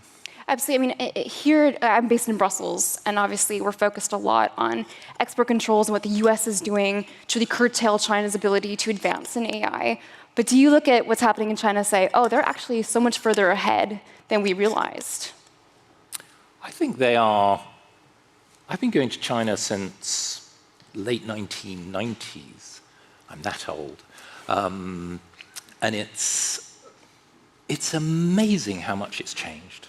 It's unbelievable how much it's changed. As one person said to me, it's like a real country. It has everything, and more, in terms of fast trains and airports everywhere. And, I think if people don't go to China, they don't realize where it sits. I think on GDP, they say it's number 2, but on adjusted purchase power, it's ahead of the US in terms of economic power. And that's what we're seeing. We're seeing a conflict between two economic powers trying to battle over the future.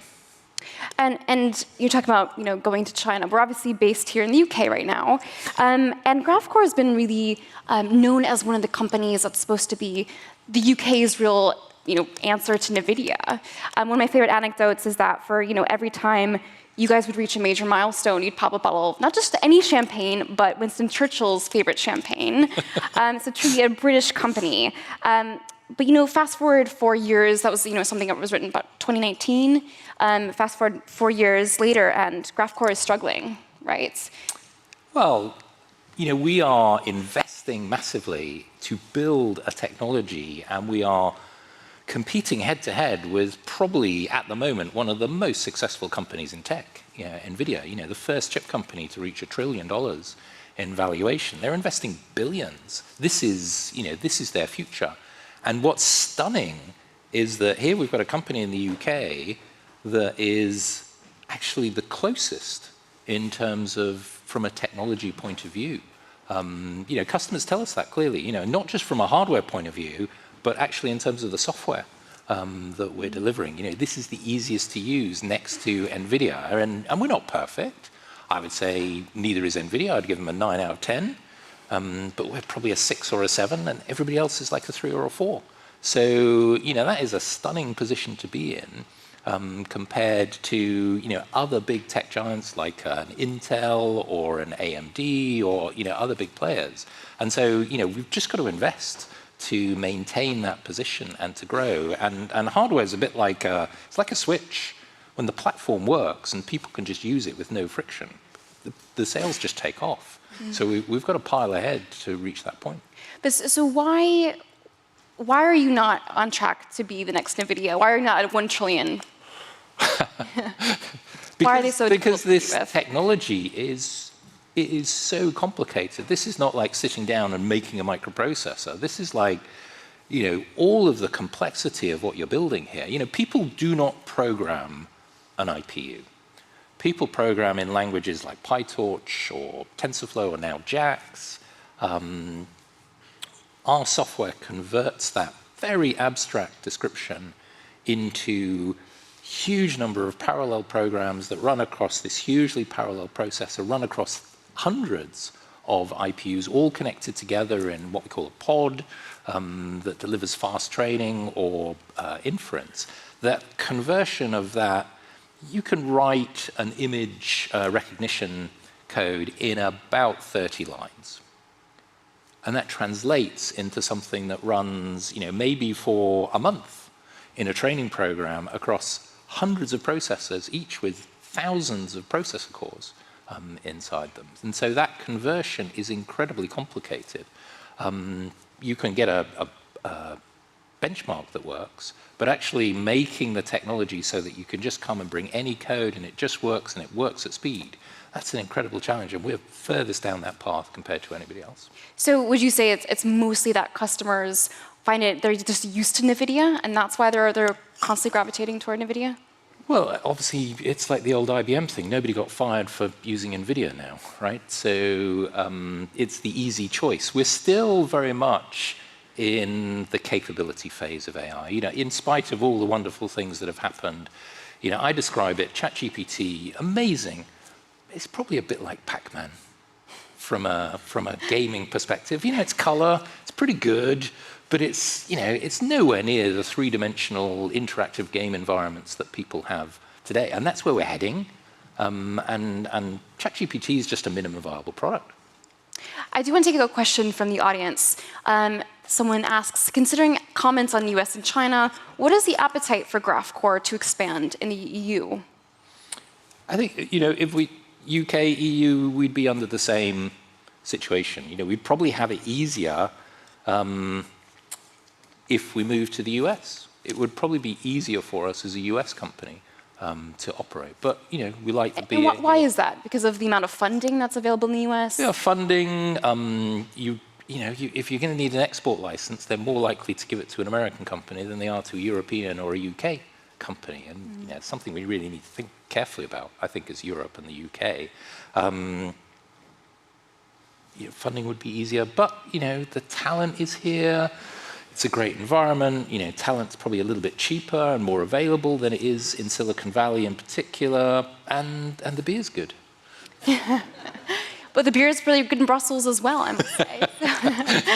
Speaking about Brussels, obviously then I focus a lot on regulation, and you're very interested in AI regulation. You're going to this UK Safety Summit next week. Yeah.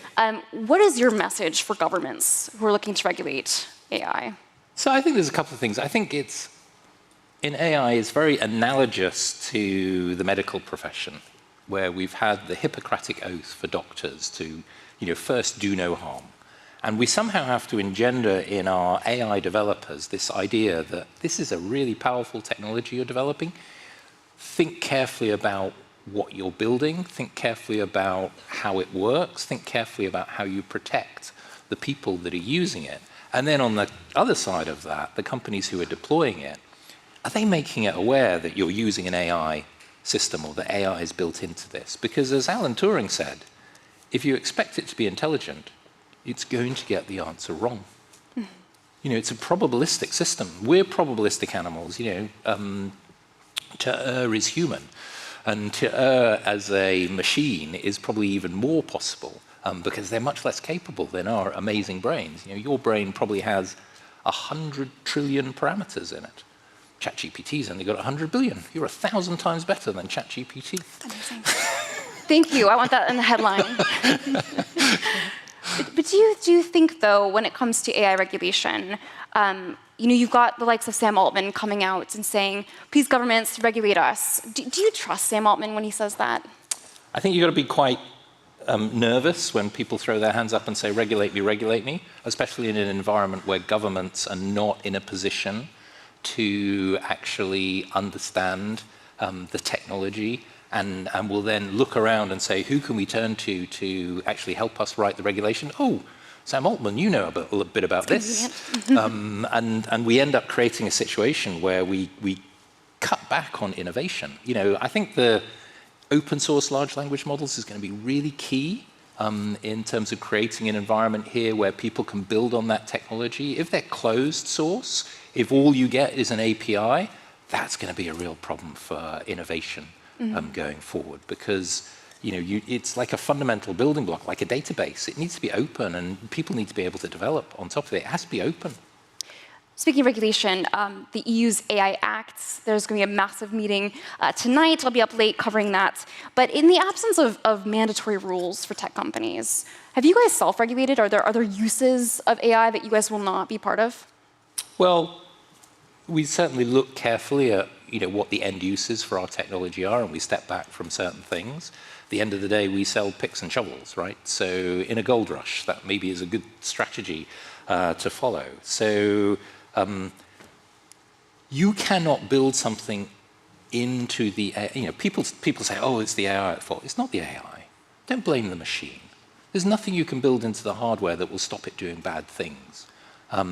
It's the developers who create something that maybe doesn't work properly, or it's the people trying to exploit the technology who are using it in the wrong ways and not making people aware of the risks and aren't protecting people from the problems. And there's no, where is the institution that we have, for example, in the medical profession or in the airline industry that is independent and trusted and that can solve for issues that come up after the fact? And there will be some issues after the fact. So I think that is going to be a key part of actually making this work, having these independent institutions. And any economy, it only works if there is trust. If you don't have central banks, if you don't have property law, economies can't grow, can't scale. So it's actually in the commercial interests of all of these companies to have these trusted institutions that build trust in the system and allow innovation to foster and grow. Innovation, fostering this. Something that I focus a lot on in Brussels, I hear lots of criticism of the EU not putting enough money into semiconductors. But I love this question from the audience. Do you feel as though the UK's current funding into the semiconductor and microelectronics industry is adequate? No. Pretty simple. $1 billion over, or £1 billion over 10 years. There's no way that's enough. And I sit on the board of UKRI, which is, the non-governmental body probably responsible for a lot of that funding. And the reality is there isn't the budget. There isn't the budget available to do these things. And I think this is something that we really need to look at in the UK. Are we investing enough in our research and innovation? Because countries are like companies at the end of the day. You cannot just live on your past and on your history. You have to invest, you have to grow, you have to create new breakthroughs. And you have to do that to really foster growth in the economy. And we've been missing that for the last 10, 20 years. And what happens if the EU, if the UK do not properly foster companies like Graphcore? Well, go look at China in the Qing dynasty, where they didn't adopt industrialization. They fell behind in the Industrial Revolution. And they admit their long century of humiliation was the result of that. You end up with economic uncertainty. You end up with global conflict that will end up affecting you. We risk as UK and Europe being left behind in this technology war. Where is our internet? Where are our internet giants? Where is our cloud computing giants? I think this is a major issue for us. Our government, even our military, are dependent on foreign cloud computing giants. You don't need to park a battleship off the UK. You just turn off our internet. That is a spooky message to end on. Thank you so much, Nigel. I appreciate it. I'm very curious to see what regulators decide next week. Thank you. Thank you.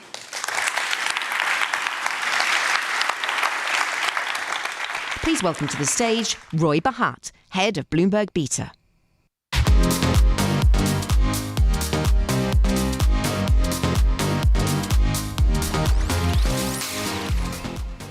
Hi, everybody. I'm Roy Bahat. I run Bloomberg Beta, which is Bloomberg's VC firm. And if I can just ask our AV friends, there we go, set me up. So we started our firm 10 years ago, and we've invested exclusively in the future of work since then. And so today, one of the things I want to talk about is that as AI has become central to our work, which obviously it has, how do we tell, as people considering building or introducing AI, the kinds of AI that are helpful for work apart from the kinds that are harmful for work? Because I think there's a way to do this instead of generalizing that all AI is the same thing. So I'll just say we've been at this for a long time. We were the first VC firm to say that we wanted to invest in AI.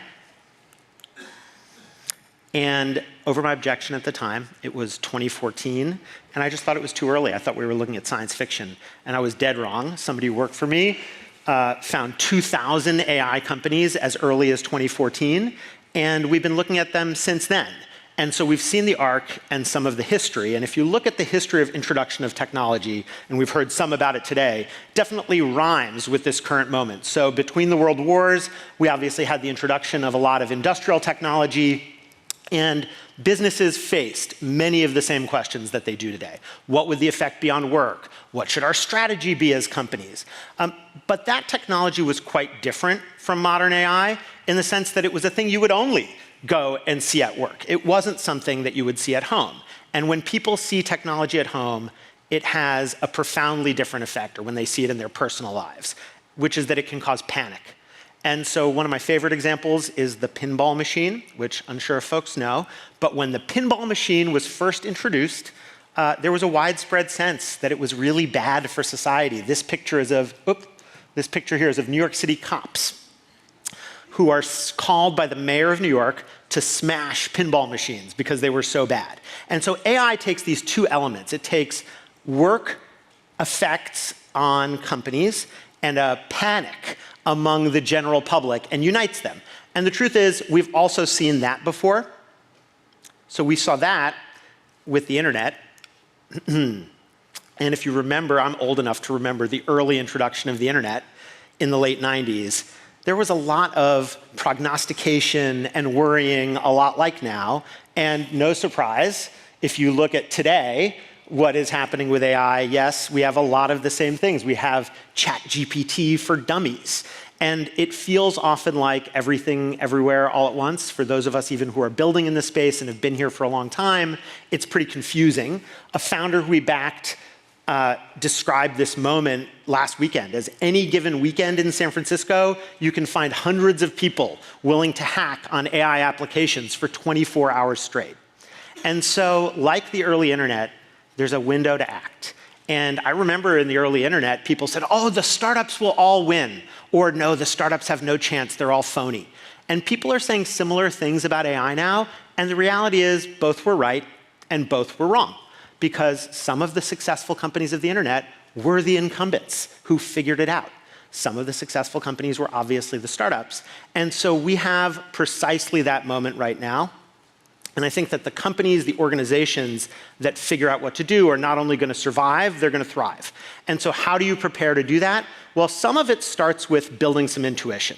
And so one observation we have is that the use of AI is itself a skill. You can get better at it. You can find new ways to use it. You can, develop intuition. And another historical analogy is the spreadsheet. When the spreadsheet was first introduced, people thought it would be useful for financial modeling, for accounting. And of course it is. But it took years of experimentation of people playing away to realize that you could use a spreadsheet to project plan, make a list, come up with a seating chart for a big event that you might be hosting. And research from Charter, a media company that we backed, suggests that the use of AI is not equally distributed. So women are statistically likely to use AI much less than men, an issue.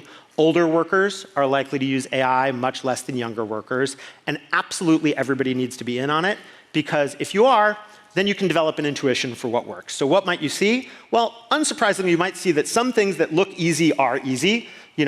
Employees just using ChatGPT or Claude or pick your system. Some things that look hard are hard. Building your own large language model from scratch. Bloomberg did one as a research project, Bloomberg GPT, where researchers can query the world's financial data. But the really interesting thing is that some things seem to be very difficult, but in fact aren't. And so you might find that there are surprising uses as you prompt engineer.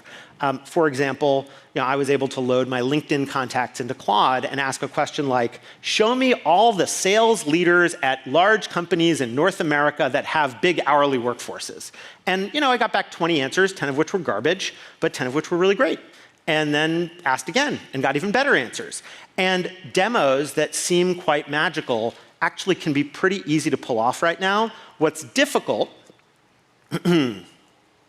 is finding the last way to something accurate enough that a customer can use. That turns out to be really hard. And so picking and choosing where you want to do that matters. And so I'll just give a simple framework for how to think about the kinds of AI that have different effects on work and therefore different effects on companies. So I'm going to oversimplify and give you 3 analogies for AI applications.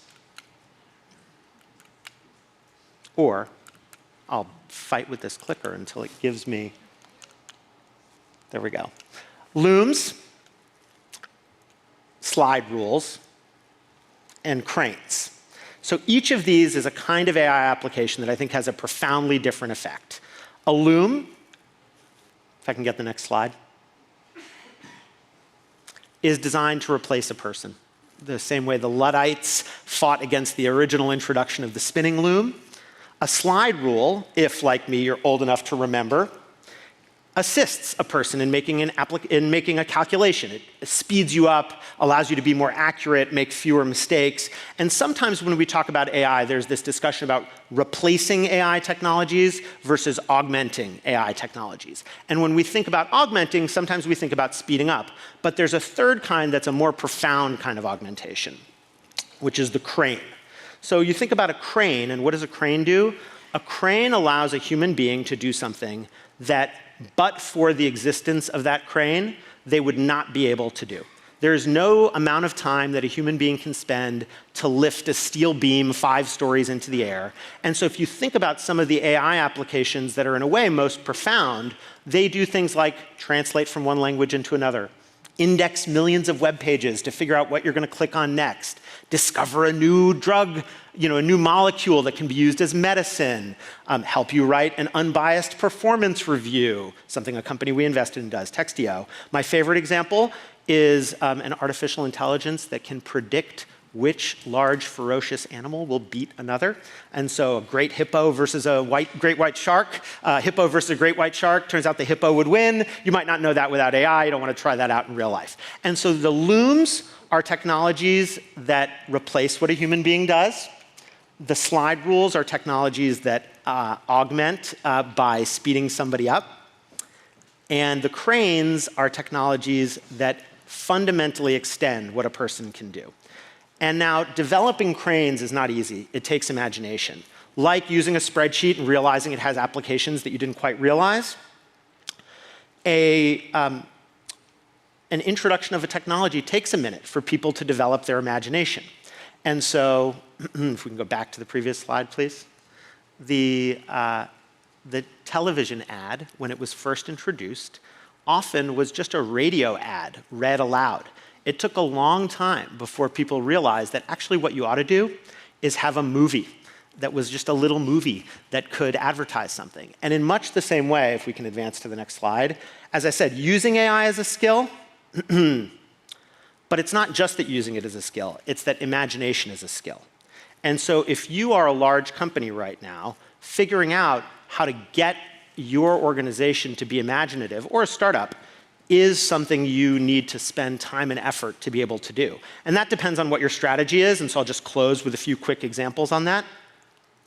Let's say your strategy is just to convince your employees that you're in fact innovative. Well, in that case, there's a pretty easy thing to do, which is buy them all access to the AI technologies. Buy them all ChatGPT. For the price of one, I used to be a highly priced management consultant. For the price of one highly priced management consultant, you could probably buy 1,000 employees access to ChatGPT for a year.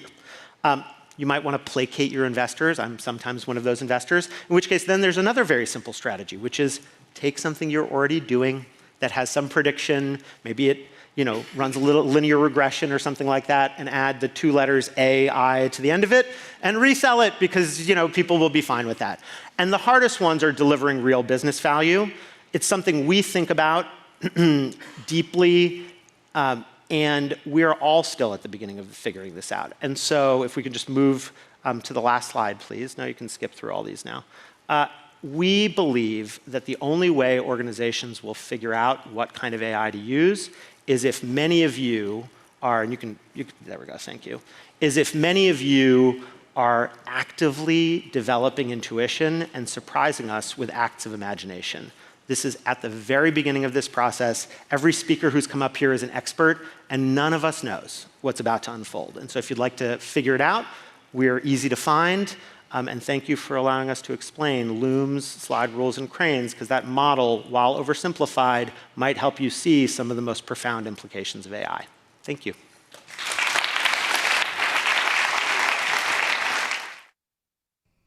Please welcome to the stage Euan Blair, founder and CEO at Multiverse, and Frida Polly, founder of Alethea, for a conversation with Bloomberg's Lynn Doan.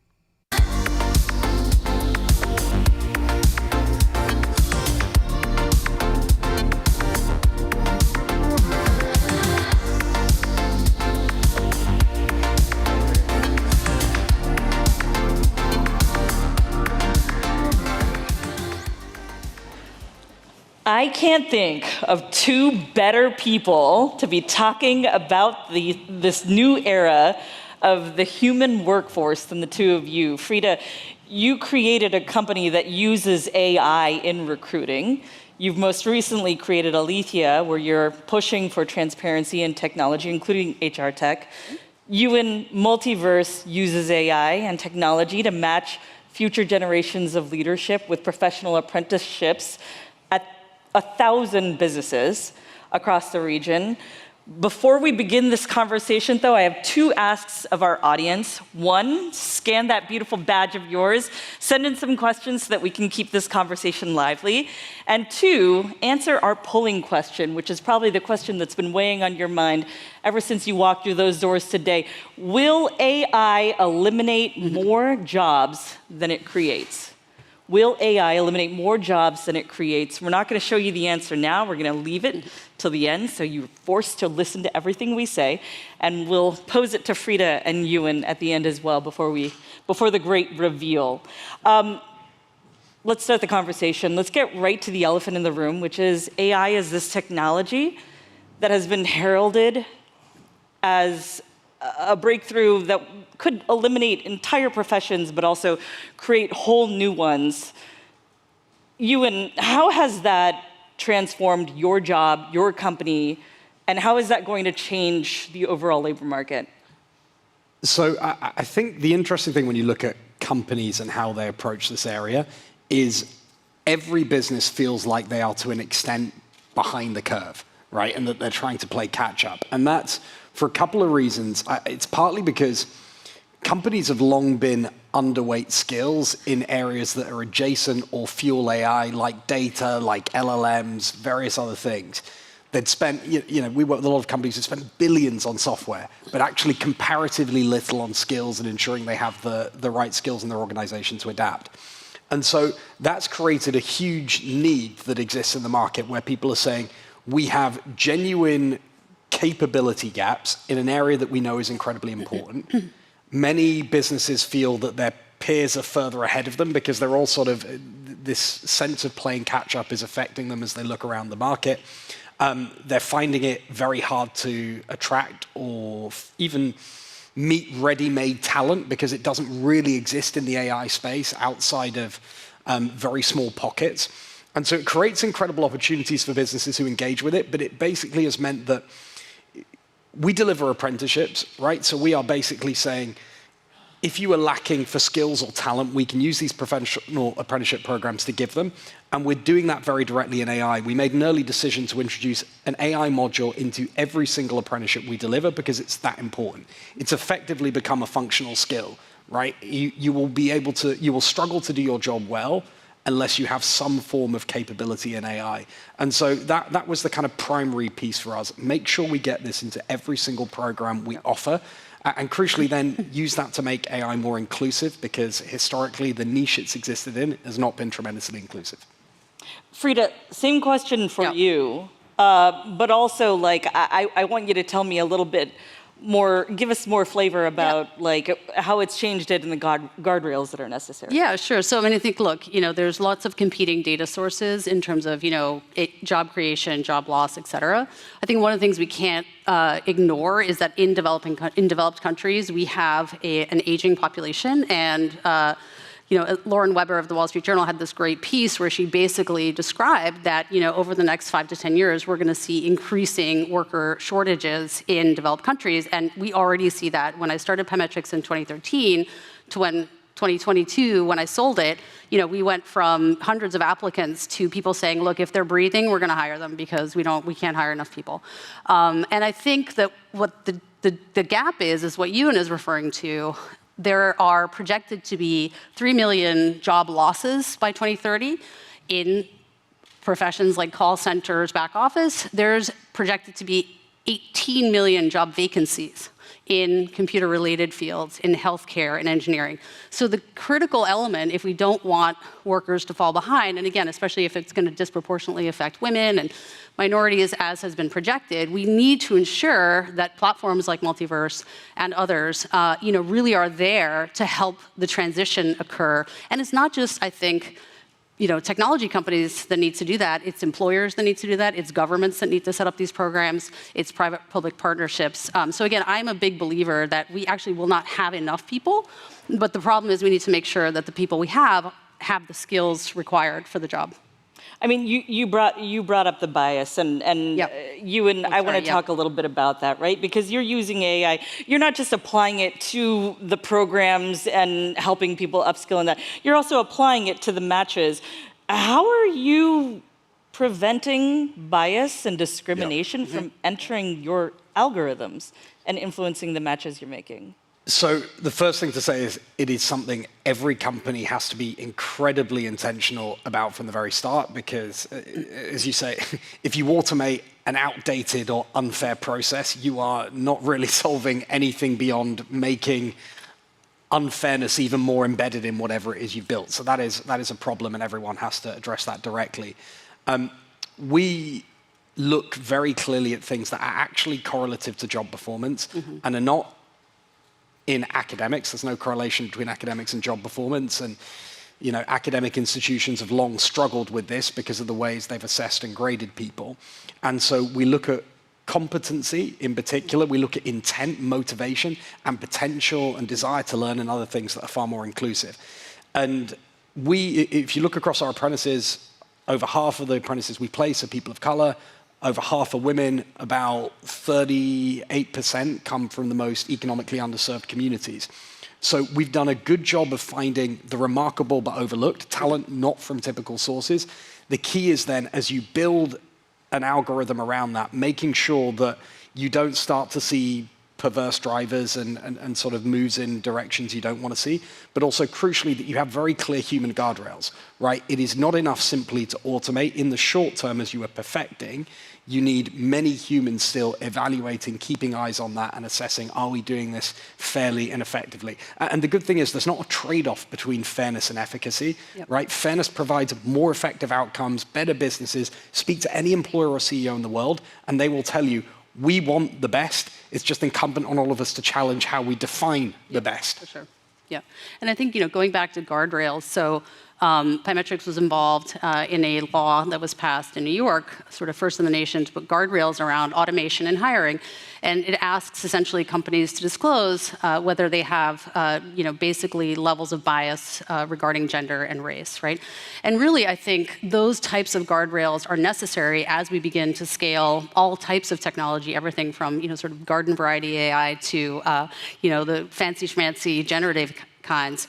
But at the end of the day, I think if we don't have information about the kind of data that goes into the models, what people are doing with the models, just general transparency about output of bias, whether there is or is not, I think we're going to be basically creating more distrust in the public, which already exists. And, with all the, sort of advent of generative AI, we're starting to focus on, existential risks of AI, et cetera, which, by the way, I completely think we should be focusing on, but we cannot ignore the real risks of AI that are currently affecting people, such as discrimination and bias. And I will want one point, which is newer companies, say, that had been started in the last 5 years, have really been at the forefront of complying with this New York City law. So companies like Eightfold, HackerRank, Phenom, HiredScore, as opposed to, I think, the older players that are less comfortable with the idea of necessarily having to disclose these types of pieces of information. So I really think that, this newer crop of technology companies, Multiverse obviously being one of them, I think is really poised to take advantage of the types of guardrails and the type of environment that we need to be building this technology in. You mentioned the fears of existential threat, and Jared over at Anthropic was up on this stage not too long ago, earlier this morning, talking about how we can't even 100% control the AI models we have in service now, and they're advancing exponentially. So where are we going to be in like a few years' time?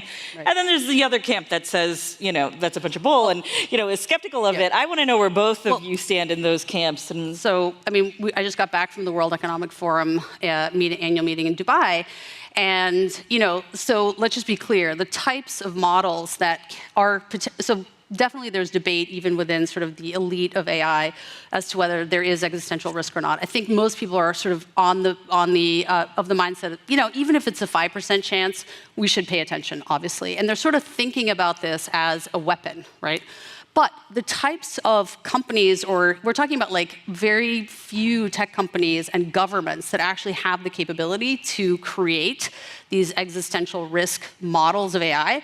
Nobody at company X, like, I don't know, Nestle or Procter & Gamble is running these. So we have to differentiate between these sort of weapon-grade system AI, models that we absolutely need to be concerned about, and we should do something about them, and sort of more pedestrian types of AI, which is what all of us are running, because it doesn't require supercompute and NVIDIA chips, and really be concerned about what guardrails do we need for those. So it's really just two different sets, and I think we should pay attention to both. We shouldn't let the fancy stuff distract us from, what is also problematic here and now. So both can be true. Euan, where do you stand? Yeah, I mean, look, I agree. You laughed a little bit, so I agree we shouldn't be complacent about it. Never underestimate humans' capacity for self-preservation. I mean, I don't think we're about to have machines sort of come and rule the world with an iron fist and everything else. But look, there are much smarter people than I who are opining on that all the time.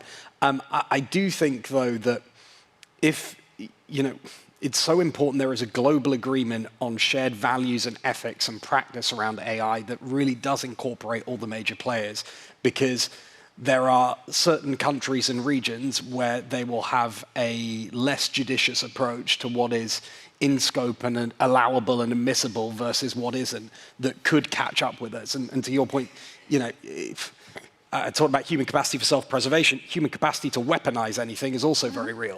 And so we do have to address that. I think the immediate threats, though, are less dramatic but more pernicious, which are ingraining bias. And as I say, getting to flawed outcomes more efficiently and faster, simply because we haven't looked at the underlying principles upon which AI is being built. Correct. Euan, let's stay with you for a second, because we had Michelle Donelan on a little earlier. There was talk about the UK AI summit. You may or may not have ties to the political world. I don't know what your connections are, but I'm interested in hearing, because you're here, you live in London. What do you think will come out of that UK AI summit, if anything?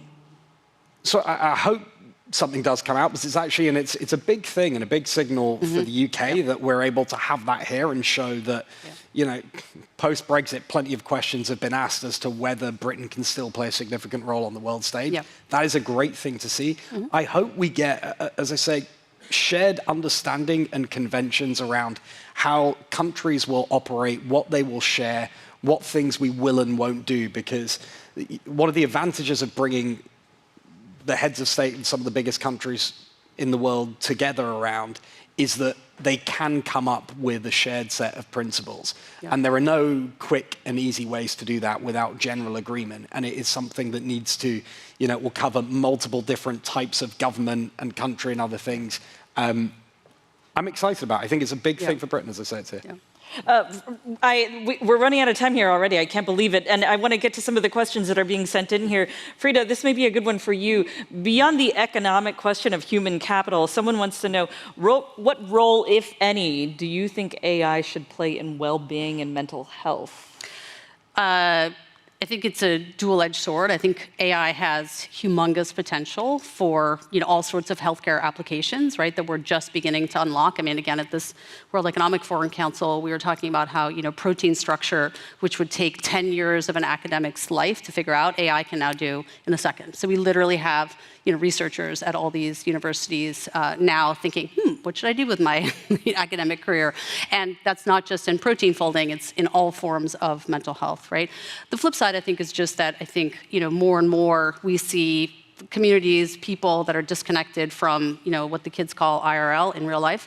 And I think that's the challenge, right? Is that we don't want people to sort of, go deep rabbit holing. And there's a lot of pernicious elements of AI, outlined in some great books like The Chaos Machine by Max Fisher, where he talks about how algorithmic, sort of bringing people down the rabbit hole and really sort of radicalizing people in these conspiracy theories can be hugely problematic. So double-edged sword, I think. Right.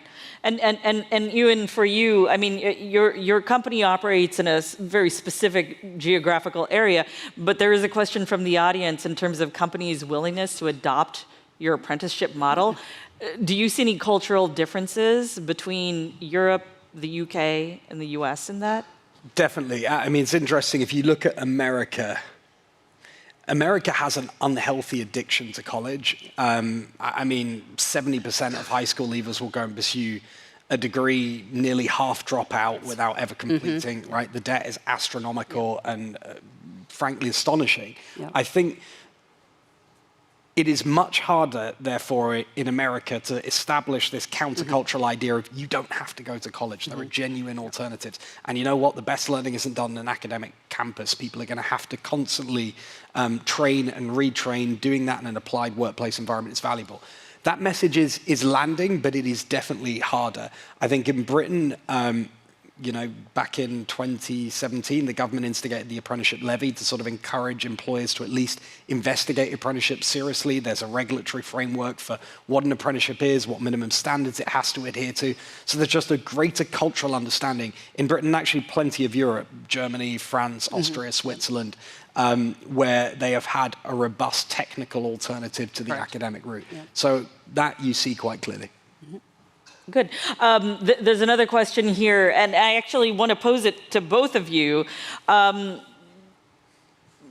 much of the workforce is going to need to have AI skills, broad term here, by 2025 in order to get jobs and maintain them? Well, look, I think professional jobs, however you define those, I think they're going to require some level of proficiency. And BCG just did this really interesting study where they basically showed that sort of bottom-performing individuals could sort of be level to the same level as top-performing individuals by sort of proper training and usage of, of generative AI.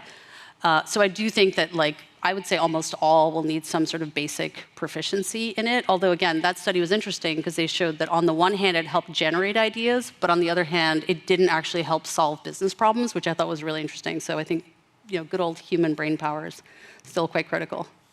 Fully agree with that. And having seen the report, and we did something similar with Burning Glass on this area, I think everyone will need some form of AI literacy, and that's something we've been focused on just because you can't afford to ignore it. And whether that's verifying outputs from generative AI, whether it's kind of some basic prompt engineering, or whether it's simply just understanding when to use AI and the consequences of doing so, that level of sort of functional capacity is going to be really important. Okay, I'm going to apologize in advance. I can't have a conversation about AI and the workforce without mentioning the phrase universal basic income. I mean, this is something that is thrown around in elite AI circles as like the solution to all of the job displacement that AI will eventually bring about.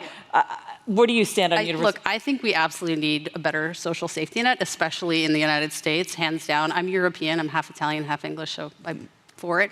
However, I think that a job provides purpose, it provides meaning. It's not just a paycheck. So I kind of don't think that the whole UBI, effective altruism, scenario is necessarily what I would go for. Just better social safety net. Yes, I'm likewise a skeptic for exactly that reason. And when you think about the reason we focus on this kind of unlocking economic opportunity and jobs, is a job is so much more than the paycheck. It's your status, your sense of well-being, what you can do. Sense of purpose. Right, and AI should make your job more enjoyable because you're not having to do a lot of the more boring clerical stuff. Right, and this is I think really important. So I don't think it's sort of a slam dunk for UBI. All right, we only have about a minute left, and I like ending these panel discussions with lightning rounds. So I'm just gonna go back and forth between the two of you. Don't even think, just answer.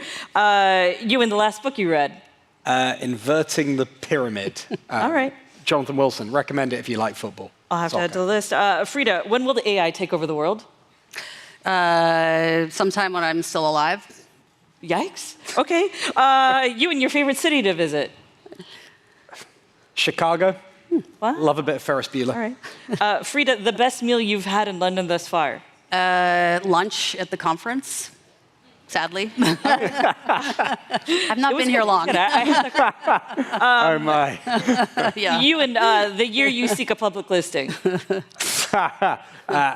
No idea. You're alive. yeah, when I'm alive, hopefully. Frida, the biggest loser of generative AI? The biggest loser of generative AI. Boring stuff, hopefully. Euan, the biggest winner of generative AI? Anything where you're trying to turn scarcity and abundance into abundance, so healthcare, education, anything where there's a shortage and we can basically get this thing into more hands with AI. Good. And let's end with the audience result of our polling question here. I think that is basically what you both capped in this conversation. Do you disagree? Well, I actually think we've flipped it, right? In the sense that most people are saying it will eliminate more jobs than it will create, and I actually think that could be true in the short term, but I think in the long term it will be flipped. Fully agree. Right. Okay. Ultimately, more jobs. Yeah. Well, thank you so much for the conversation. Absolutely. We appreciate it, and thank you for joining us. Thank you.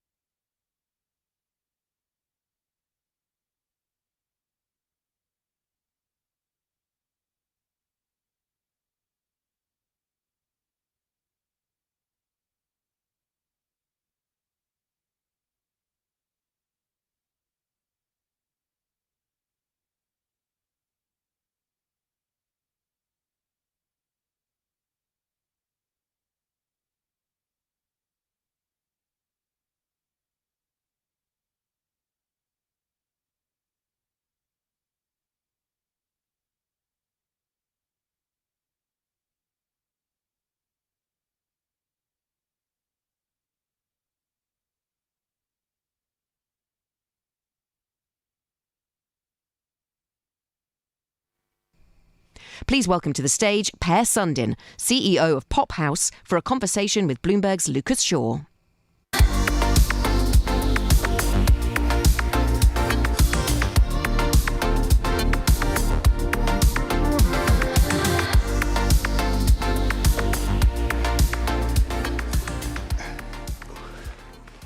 Thanks for being here. It's good to see you in the flesh. Thank you for having me. I told you this backstage, but I did finally see your show on Sunday. And I'm curious because I imagine that not everyone in this room has seen it. And by show, I mean ABBA Voyage, which we got a teaser of.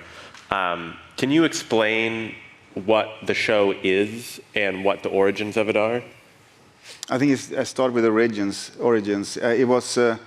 It was from the beginning. It was a little bit of it. It came from Tupac in 2012 when he performed at Coachella, and then eventually Michael Jackson did the Billboard Award as holograms, And it started like that, and then we brought in, the producers, Svana Gisla and Ludwig Andersson, and together with the creative director Bailey Walsh and ILM, Industrial Light and Magic. That's the company George Lucas started to do the Star Wars. They started to create a thing that we really didn't know if it's going to work. This was a big risk project, but they eventually made it into something special we could present because it was a big investment, and I was together with another guy who was responsible for taking in the money. So together with, it was a big responsibility because When you say big investment, how big are we talking? Yeah, north between 100 and 200 million dollars, something like that, And it really, no one has done it before. Will it work? But we were convinced, you take a big risk on this. And then, we brought in the money, and mainly Swedish, family offices and some pension funds and others, and Universal Music. They believed in it, in us. But it wasn't until 4 weeks before I went into they called me and said, Per, can you come into the arena? We built it, our tailor-made arena for the show. And so I went in there, and they showed me 2 songs on the screens. And there was visitors, I think it was Leo in Love on Me, and I started to cry because I just realized this is going to work, and that was really a super, I get goosebumps right now talking about it, because it was like, then I realized that this could actually be something fantastic. You mentioned the arena. What is distinct about the arena? I mean, if for those who haven't been, there are lights that course up and down the side, and there's like 100. How many different technical devices are there on the roof? It's thousands, but I can say so we need to build a tailor-made arena because it's 600 tons of equipment in the roof.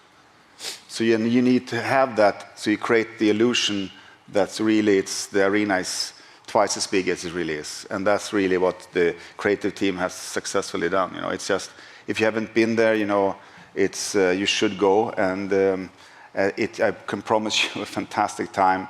And hopefully this will stay for a long, long time here in London.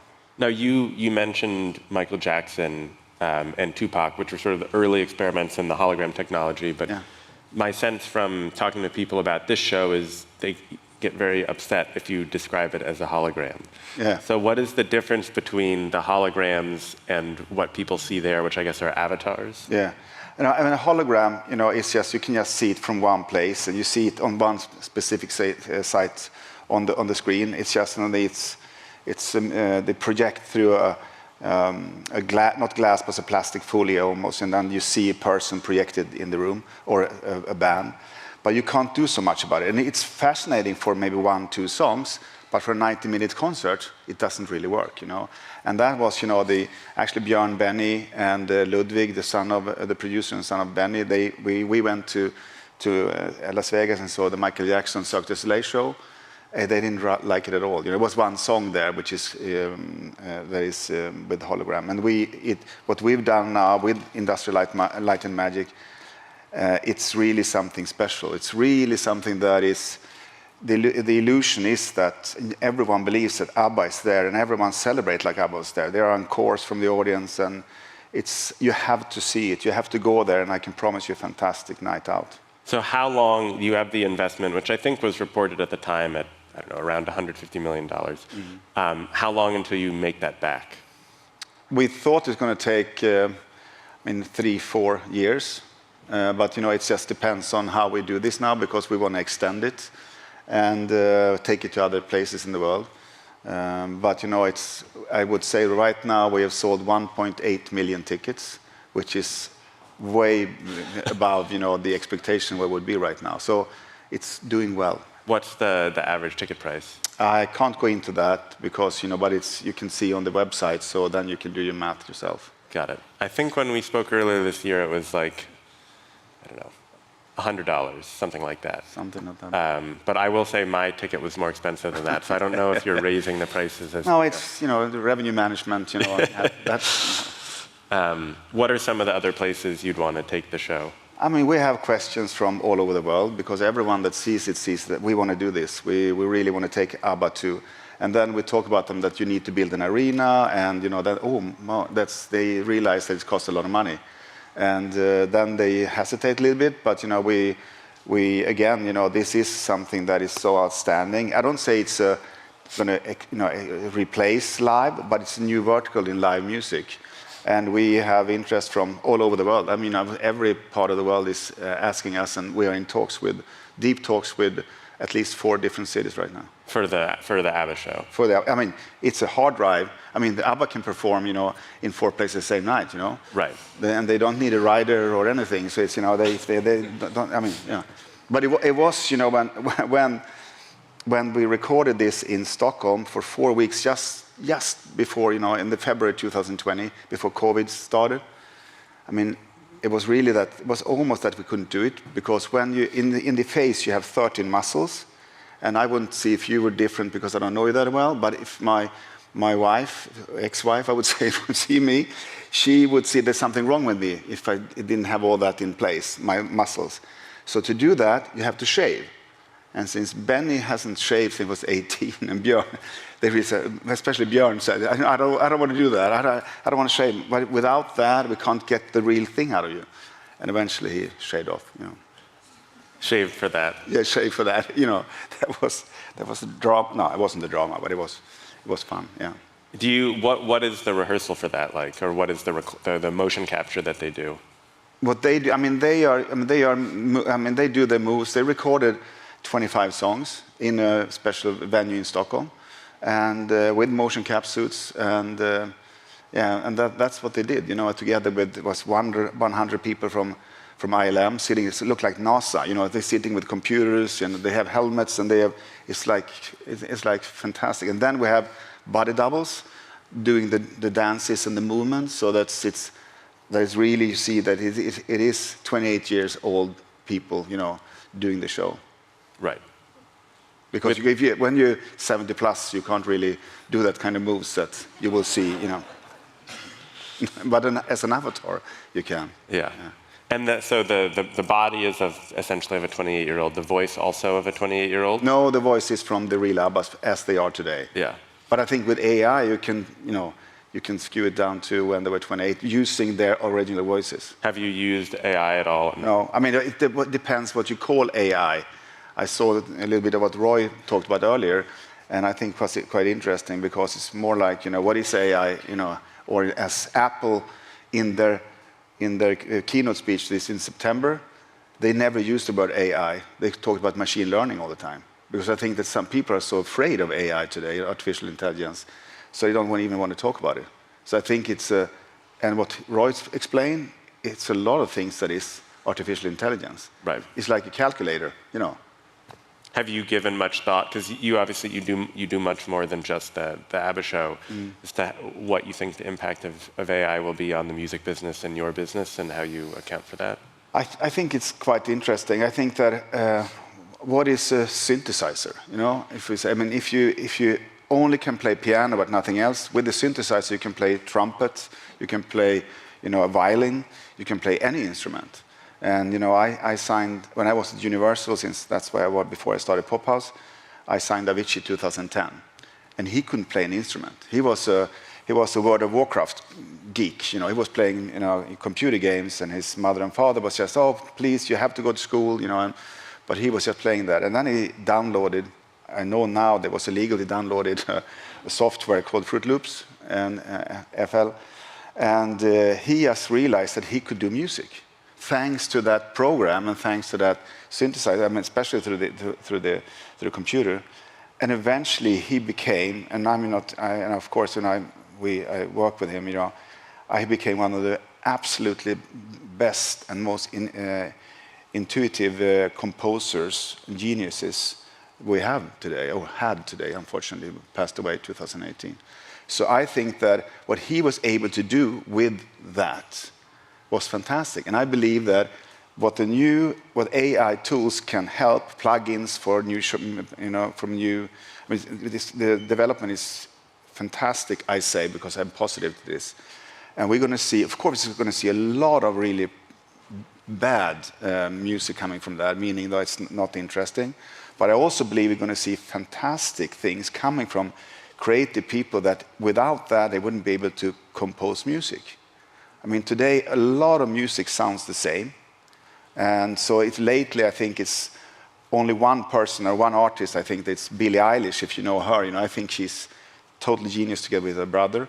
What they compose and how the music sounds is something totally different. That's why do you think it's a modern problem that a lot of music sounds the same?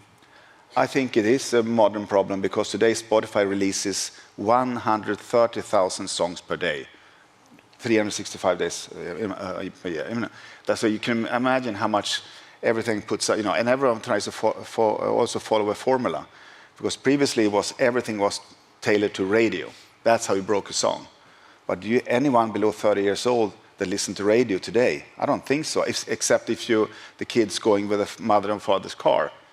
But no one really listens to commercial radio today, or to radio at all, state-owned radio. So you don't break songs there. So that's more like they follow up. That's an extension of the development of music. So they have their role to play, but how to break something, you really need to do something different and stand out in and today the number one tool to break a new song or to come with a song that is better. And so there was an old song, a catalog song that break through today is either to have a big thing and have a accidental thing happening on TikTok, or you can have your song in Stranger Things season 4, where a woman, an artist called Kate Bush, performed her song "Running Up That Hill" and became #1 on the global chart of Spotify 37 years after its release. I think it's quite fascinating. If you ask anyone below 30 years old, did you know about Kate Bush? Or did you know about that song? No, I didn't. What do you think about it? It's fantastic. And I said it was fantastic even before you discovered it. Well, the crazy thing about music now is they still might not know who she is. They just know the song because they watch the show. Same deal with TikTok. They hear a song in a video, but they don't necessarily connect it to the artist. No, but they will stream it, and that's how it starts. Yeah. It's not enough, but it's a good start. Why did you leave the world of record labels to join Pophouse? I loved my time at the record labels. I had a fantastic management above me and below me, and I had a great remunerated, and it was. But then again, I talk a lot about everyone. If I ask anyone in this room, say, do you love change? The most of you, if you, I don't want to embarrass you, raise your hand and say, we love change. But you're not. Everyone hates change. You love it when it happens to someone else, but for yourself, you want stability. And what happens is that I try to speak about that a lot of times, and then I said to myself, you can't use that anymore. I said, you have to say disrupt or die. That's a little bit more, provocative, but I think we are in that change. And I said to myself, I've been in the music business for 25 years, and I had a fantastic stint between 2010 and 14. Because then Spotify was born in Sweden, and so was Pirate Bay, which was killing almost the music industry. And what happened was that if you were big top 5, top 10 in Sweden, you were automatically top 50 on the global chart of Spotify. So, and you know what people, that's the most listened playlist there are on Spotify, the local languages, local countries and the global. So for me, I said to our Nordic team, we have a window of opportunity for 3 years. Go all in, sign everything you can, because now Swedish, Norwegian, Danish, and Finnish music can really make it into the top charts. And that's what we did during these years. Yeah, for those who haven't seen, there's a Netflix show called The Playlist, I think it is. It's about the origins of Spotify. And the second episode is basically about his fight with the Pirate Bay and then his embrace of Spotify. A couple questions, and then we got to go. One, you mentioned Avicii and Swedish House Mafia are 2 other acts that you work with Pophouse. What are the plans for sort of building out their legacies a la ABBA? Yeah. So we are a company, Pophouse, that invests in music catalogs, and we believe, and we see today in what people listen to. So 80% of what people listen to today on Spotify is above 18 months old, meaning the catalog is just growing faster and faster, meaning the older music. And if we look at the financial part of that, it is that if you yield business, meaning like a real estate, so you can buy if say the yield is 5%, meaning it's a multiple of 20, you have the first step. That's you can buy an asset and put it on a shelf. And then after that, you can just see that the music industry is growing by 10 to 12% per year. And then on top of that, what we do, we have a private equity take on it. So what we do, we don't do just a financial due diligence. We also do a brand and narrative due diligence. And I mean, we're the biggest investor in ABBA Voyage, but we own no rights to ABBA. but we run the ABBA Museum in Stockholm. But if you look at what ABBA has done through their career, having stopped doing music 81, they stopped touring 81. 99 they did, they created the Mamma Mia musical, and thanks to that musical, that 65 million people are watching the world, the music was alive, And then came the movie 2008 with Meryl Streep and Pierce Brosnan and everyone. And that's how and now they're taking a new thing, meaning ABBA Voyage, to making it big. And we see that these kind of things you can do all the time. Finding catalogs that the kids, the new generation, haven't really been exposed for, and do something great about that, and show it to them. And thanks to that, you increase, the value also in 20 times multiple. They're going to kill me for going over, but there was an audience question that is also a poll question that I'm not sure if we were supposed to ask, which is, you've done this with ABBA. If you had to pick one other artist, I assume there's a bunch of people who want to come in and do this. Who do you think makes sense to do the next ABBA Voyage? Well, aren't we over, time? No, I mean, we, of course, it's everyone is, not everyone, but a lot of artists want to do this. And that's a lot, I think, it would be fantastic to take Beatles back, I think it's possible to do that. I didn't put them, I gave them 5 names. I didn't do the Beatles because too many of them are dead. What do you think of the, here? But the technique now is that you can do also people that are not alive. Yeah, you can. I mean, I'm a big fan of Madonna myself, but I see that, U2, I think you should go and see them in the Square, in Las Vegas. It's a crazy show, and you should look it onto YouTube and find, clips from it. It's just the craziest thing. Really, we thank MSG for doing it, because, it's gonna help everyone in the evolution of innovation of everything. I think the interesting thing with, sorry for just saying, but U2, Stones, Madonna, not Stevie that much, but Elton John. Elton John just finished his, tour. I think they already recently been on stage. So there's a different kind of way of looking into that. Either you take something, transform something. I think what ABBA did was, and what they've done is going to be, the 1.0. But of course, it's going to be evolution from that. And this is going to be an opera, a new kind of that, or it's going to be something different in the future. I just believe that this is really something that's going to come. We haven't seen, ABBA is not the last thing we're going to see on stage. It's going to be others. And, I would love to see everyone, but I also think that to see people and artists live in their own performance. I'm a Bruce Springsteen fan, so I think, and you too, and Bruce, and everyone is great. But ABBA and ABBA Voyage in London, Stratford, welcome. Per, thank you very much. Thank you for having me. You go ahead. Thank you. Please welcome to the stage Will Shu, founder and CEO of Deliveroo, for a conversation with Bloomberg's Caroline Hyde.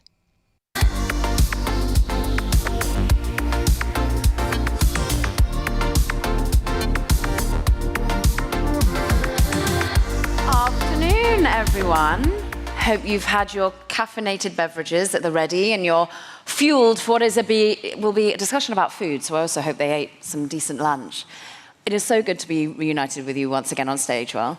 Yeah, when was that last time? I don't remember. It was at least about 4 years ago, because I moved over to America then. And what I wanted to get a sense of from our audience, so please, polls out, phones out. I know you're taking the odd photo, Will, but then let's also get voting. I want to know how much you are currently ordering your food, your groceries, via an app. Because I think I saw about 3 or 4 bikes just on my little cycle ride over here from the Bloomberg office. So clearly people are doing it.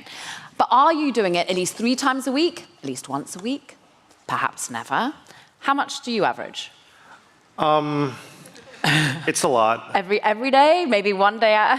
No, it's definitely every day, and it's multiple times a day. Wow. Well, if it ain't broke. I don't just order restaurant food, though. I order groceries and things like that. I do cook a little bit. And that, of course, has been the expansion of what you offer with Deliveroo. When we first were sitting down together, it was higher-end restaurants. Then it became ubiquitous restaurants. Out of interest, what was your last order, do you think? My last order today was a place called Salad Project for lunch. Okay, very healthy. It's great. You should try it out. Okay, I will while I've got my one more day here. Here we are. I want to start seeing what we're getting from the polls. But what, on average, your user is what? Never. Wow. Who is that? That means 44% never use an app? Either it's an opportunity or I'm embarrassed. I don't know. This is your time to market hard. The pros are clear in terms of usefulness and ease. At least 3 times a week is about 10%, always shifting a little. 40% are doing it at least once a week. How are you seeing your consumer within this global context, within an inflationary environment, within what has been a difficult consumer environment, sticking with the product? I think it completely depends on the market and within the market, which demographic, right? Okay. What we've seen since COVID was basically frequency went up around 10 to 15% a year for the first 8 years of our business. Yeah. And it sounds predictable, but actually it's the efforts of the team building on the consumer value proposition. So we're not standing still, but it was very consistent, the frequency increase. And then during COVID, it went like this, much more. And since then, we've given back some of those gains, but we're still well above where we were pre-COVID. But I think what happened is as COVID unwound, we then also were hit with a extremely high inflation on the food side. So in some of our markets, you've had food inflation 3x that of wage inflation. So the UK was in that position probably about 9 months ago. Now some of that subsided. And so if you look at that, for many people, what was, I think, a regular purchase sort of became discretionary. Yeah. But for people who maybe are in London or in more affluent areas, it's persisted, right? And so what really we've seen is as inflation has slowed down for food, we're starting to see more and more recovery, which is good. But it's tough when it's 3x that of wage inflation, right? You've also, though, seen improvements, as you say, you weren't standing still. You've made changes to the app. Yeah. Like what? How have you I'd say, the big one's grocery, right? It's over 11% of our business now. We've built that over kind of 3 to 4 years from a standing start. So that's been really great. We've built some dark stores called Hop, which is a complement to our grocery business. We've done a lot of different things, but I think the thing I'm probably most proud of in the last 12 months is just a series of really sort of, I'd call them incremental improvements to our service reliability. So for example, a better new user address flow, or for example, a better handover when the rider shows up to really minimize— Getting a code, for example. Yeah, like a code, right? To minimize these sort of like errors that can happen. And the cumulative impact of those are very, very large. And the collective creativity it takes to actually do all of those things, to me, is as important as the shiny new thing like, grocery or rolling out pharmacy. Or the shiny new thing on everyone's lips right now, which is AI. Yep. I mean, have you inherently been an AI company for ages? You just haven't been, it wasn't sexy, so you didn't so much talk about it. I don't know if I can go that far, but yeah, I mean, it's definitely a question we get asked a lot about, and we've been definitely utilizing Gen AI. So. In what way? I think a few different ways. We have in our employee version of the app a recommendation engine, so you can type, I want, a healthy Mexican sort of, meal or within this caloric range. You can type something. It doesn't always work, if I'm honest, but it gives iterating. It is iterating, and it comes back with what are increasingly better and better recommendations. That's one thing we're doing on the consumer side. I think on the customer care side, we've done a lot of really cool things where Gen AI will summarize the last 10 interactions with a consumer and then tell the agent, hey, do we think this consumer's happy? And what's a summary of how the last few interactions went without having to look all the stuff up yourself? I think something like that's been really, really powerful. How have you been able to iterate, to have the confidence to invest within the business when, as we've talked of all day, regulation hasn't been that clear for AI? I mean, goodness, you built your company in a world where gig economy regulation wasn't that clear. Is it just something that as an entrepreneur, as a leader, as a CEO of public and private, you just have to keep building until, and the road will form in front of you? I don't think what's, when I started this business, I had no idea it would be, this large, would be in this many markets. And so there's always a path that's, a bit uncertain, but I think if you're very clear in what you're trying to do, you just go for it and then you sort of adapt. I hope that people in the audience are doing their questions, suggestions as well. You can do that through the QR code, #BloombergTech, if you want to be sharing some of your thoughts online as well. The regulatory environment is one that's interesting, in large part because, of course, as a gig economy, many were worried about labor. But What's labour been like for you in where inflation goes through the roof, more than wage inflation? Yeah. But we've also got very low unemployment. I mean, I know it's ticking up at the moment. One of the most read stories on the Bloomberg today is about UK jobs and sort of starting to be more jobless. But has it been tight for riders in particular? So what's been interesting for us, and this is the UK, in the tightest labor market the UK's seen pretty much since the lifting of restrictions, we've had the highest rider retention that we've had. We've had over 10,000 applications a week for people to work. 10,000 a week? To work on our platform, yeah, 10,000 a week. And I think the thing that's interesting is these riders could get a job anywhere else, right? You could go work at a pub. You could go work at a warehouse. You could go work in hospitality. And they're choosing to work with us. And to me, that is just quantitative proof that what we're doing, the riders want, as opposed to an opinion. And I think that's something we're really proud of. Where I'm currently sat over in America, the big hand-wringing about AI has been jobs. And I'm actually interested that someone from the audience said, will we see robots deliver our food in London? How much are you thinking about automation when it comes to riders, to delivery? I don't think it's going to happen for some time. I think, maybe in more rural areas, maybe places with less population density, that could be a thing. But the UK, at the end of the day, outside of villages, is a highly densely populated place, as are the major markets we're in France, Italy, Hong Kong, Singapore, Dubai, places like that. Yeah. So I don't see that kind of happening anytime soon. We definitely spend time, talking to different robotic players, but it's kind of been something we've been talking about for like 8 years at this point. So we'll see what happens. Okay, so not big area of investment, clearly. What is an area of investment is your global reach, and you just outlined the markets you're in. Yeah. What has been the differences between a France, a Dubai, vis-a-vis a UK? Are there different trends, or do the consumers seem pretty similar? They all really like burgers. I can absolutely tell you that. Outside of that, I think how you speak to them, how they react to a loyalty program, they're sort of what they care about in terms of, is it price they care more about? Is it fast service? That differs, I think, significantly, but not just within our portfolio, but within countries ourselves, right? So the neighborhood I started the business in, Chelsea and London, I think people behave very differently there than, say, Didsbury up in Manchester, right? For example. So it's really geographically distinct, and we're a hyper-local business, right? We connect riders, merchants, and consumers that are typically within a neighborhood. And so they have pretty different ways of behaving.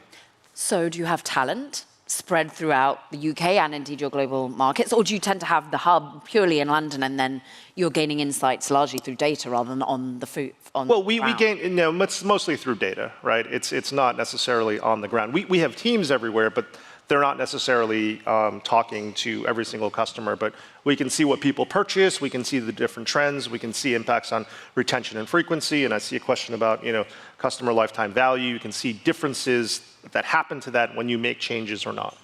What is the customer lifetime value? How long do people tend to, the consistent numbers of millions that you have using the product, are they always the same millions? Are you moving and ebbing and flowing? So we have around 7.5 monthly active users. And in that, it's not always the same people in that monthly active user calculation, because some drop out, or maybe they purchase 3 months later, and then some come back in. But I think, I definitely think that, in terms of, is it really this question we're talking about, or the lifetime value, or? Yeah. How does one become a lifetime? Can you see that people joining you at Gen Z are aging through your products, sticking with it? Our customers that joined us in that, I think it's our second year, 2014 in London, on average purchase now 130 times a year. Wow. So pretty high. They're early adopters. They probably are more affluent, but it's still a really high engagement number. Yeah. And then, I think our cohorts are really pretty predictable. You have people that join sort of by month 3 or 4, you kind of know who's going to stick around, and they have varying degrees of frequency. Yeah. But you can kind of figure it out. But again, it's not us sitting around doing nothing. It's adding a lot to the consumer value proposition. You add by your talent, by the people that you've hired. How is the talent pool in the UK vis-a-vis other markets? How do you feel about remaining very committed as a UK-based business? We started in London, right? We're HQ'd in London. We're listed in London.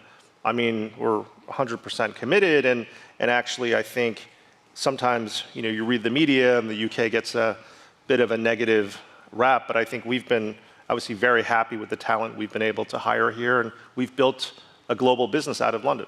And actually, you mentioned the IPO, and indeed the wealth of talent you've had. Some of them go off and they build other businesses, right? I mean, how much are you seeing this ecosystem, this flywheel, actually become built in the UK? I think one of the things I'm most proud of is we've had over 50 people leave Deliveroo to start other businesses. Some of them small, some of them large, but I really admire it when someone goes out on their own and puts it all out there and takes on a risk. And, I think we've been able to provide an example, I think, to people of how it, not that we do everything great, but I think, we're at a certain scale, we're public, it's an example. You've had other UK companies that have gone public as well to show people that it can be done. And I think more examples of that are super beneficial to creating an environment where people feel more comfortable taking risks here. How has it been being the CEO of a public company? It's been 2.5 years, a little over 2.5 years. I think what I really like about being public is it instills a level of discipline in you that is very, I think it's different than private markets. And I think the other thing it does is it puts you on a schedule, right? Because you have your quarterly earnings calls, you've got your full year results, your half year results, and so you're always sort of out there.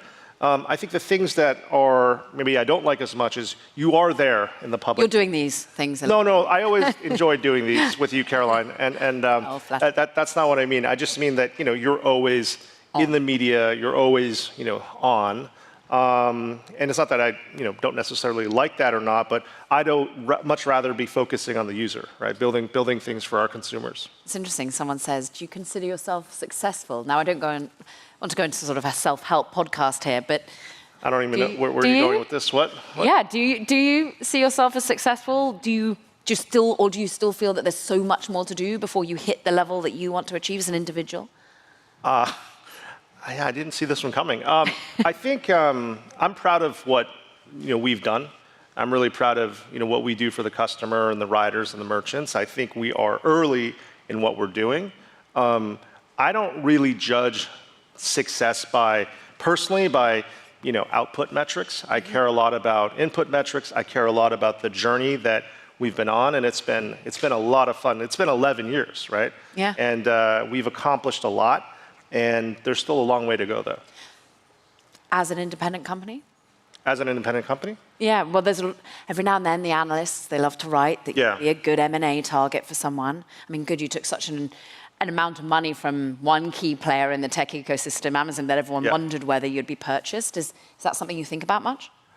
I focus myself on the users. That's really what I focus on day in and day out. Of course, I pay attention to what happens in the markets and what people say. But at the end of the day, I think you position yourself in the best position, and the company positions itself the best if we're really doing well by our merchants, our riders, and our consumers. You've just become a UK citizen. Yeah. Only congratulations. Thank you. Why have such belief in this market, in this country? It's really weird. I was at the citizenship ceremony, and it didn't really kind of kick in for me until they said I had to pledge allegiance to the king, but then also his heirs and descendants. That's when it kicked in for me, and I was like, I get it now. Okay, yeah, you're fully signed up. Okay, yeah. Look, I've been here 20 years. Yeah. Right? I absolutely love the UK. I love London. I think, it's one of the world's greatest cities, and I'm really proud to be a citizen. Well, London, thanks you for sitting down with me here in the heart of it today, making time out of a very busy schedule. Thank you for your time. We really appreciate it. Will you please do give it up to the CEO of Deliveroo.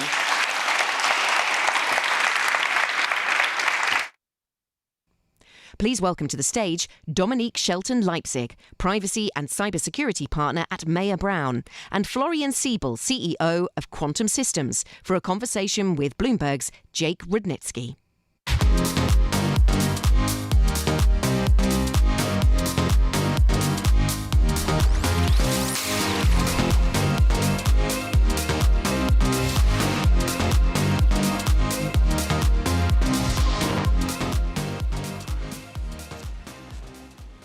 All right, well, congratulations. You all made it to the last panel of the day. This is going to be on defending our data and our borders. My name is Jake Rudnitsky, and I'm a Berlin-based technology editor at Bloomberg. Joining me today are Dominique Shelton-Leipzig, a privacy and consultant partner at Mayer and Brown, and Florian Siebel, the CEO of Quantum Systems, which is a German drone startup that has been testing its equipment in Ukraine. I realize we're the only guys between you and cocktail hour, so I'm very happy that you guys are still here and paying attention, and hopefully we'll make it worth your while. If you have any questions, feel free to ask. Let's start with a poll. It's actually quite similar to the poll we had on recording artists, but this one's about defense and cybersecurity. Can we get the poll? So, will AI advances make our borders more secure and our data more secure, or easier to attack? So if yes, it means more secure. If no, it means they're more vulnerable. Now, color me a skeptic.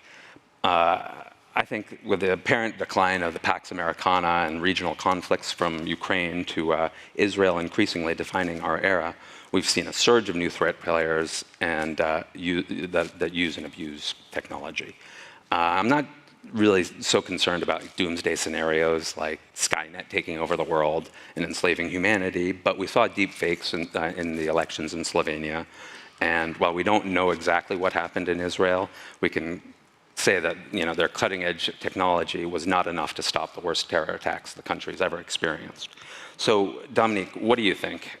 I mean, is AI something that's going to be able to protect us more, or is it going to make us more vulnerable to attacks? Well, Jake, this is such an important question. And essentially, companies, I have two words for the companies that are out there in the defense world and for countries: high alert. Leaders around countries, around companies, need to be aware. And let me just tell you a couple of reasons why that is so important. Just in February, unrelated to what's going on in the Middle East, but in February of this year, we had a situation where Killnet, a Russian cyber group, targeted 31 hospitals in the EU. Similarly, 6 months later, over on the US side of the world where I live, we had a situation where Reseda, another Eastern European cyber gang, targeted 17 hospital systems, causing emergency rooms to be closed and ambulances, people needing critical emergency care, to be diverted, and loss of life. So this couldn't be more important. Our critical infrastructure, Colonial Pipeline at the very beginning of the tensions in Russia, you don't even have to have a full-on war. We had Colonial Pipeline in the US that actually was the most important and disastrous critical infrastructure ransomware attack on our shores in the US. So this is really critical, and leaders need to be aware. So, Florian, I know you recently signed a deal with the German army to develop your technology. Can you talk a little bit about what you guys are developing over at Quantum Systems and what your experiences in Ukraine have shown and how they can apply to NATO countries? Yeah, so when we started in 2015, we were tackling the biggest market back then that was supposed to be agriculture. So the vision was that every farmer would own one of these drones to increase yield and reduce fertilizer. And nobody wanted to invest in hardware and tech, so it was all about software models. And in 2019, I had the feeling that what we are doing is wrong, right? We as a Western society. And I remembered me coming from the German army with a 15-year military background.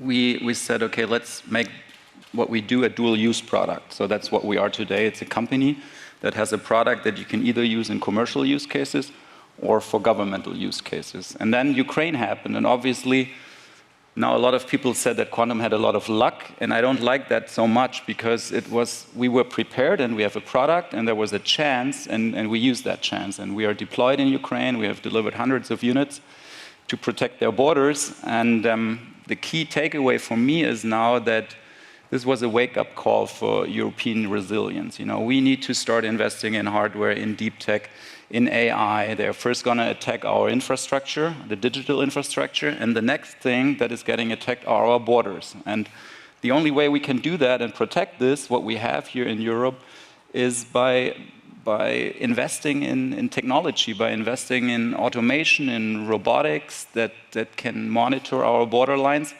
And that's exactly what we're doing. Well, I mean, it seems like you're in good hands. Peter Thiel, I know, is one of your major investors. Have defense startups and dual-use companies been insulated from the downturn in funding this year? No, so we actually did quite well in the last 2 years. I mentioned we had a hard time raising money, but with some of the tailwinds that were coming from Ukraine, after Thiel invested, obviously we got a lot of interest.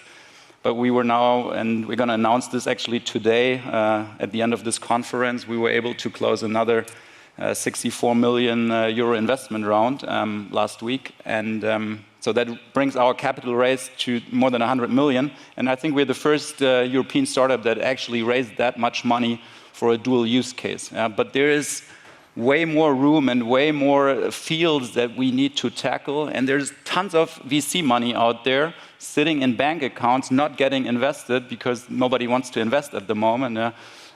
So if you are in the VC game, funding game, we are good for now, but there's other companies out there. And this is really a wake-up call. If we as a society, if we do not want our kids to fight Chinese war robots, we need to start acting now. So, Dominique, you've got your finger on the pulse of investors. Has there been a change of late in how they view investing in dual-use technology and defense technology? Yes, we've started to see that investors are investing in the U.S. In defense technology and defense tech. And I think there's a realization that this is the future.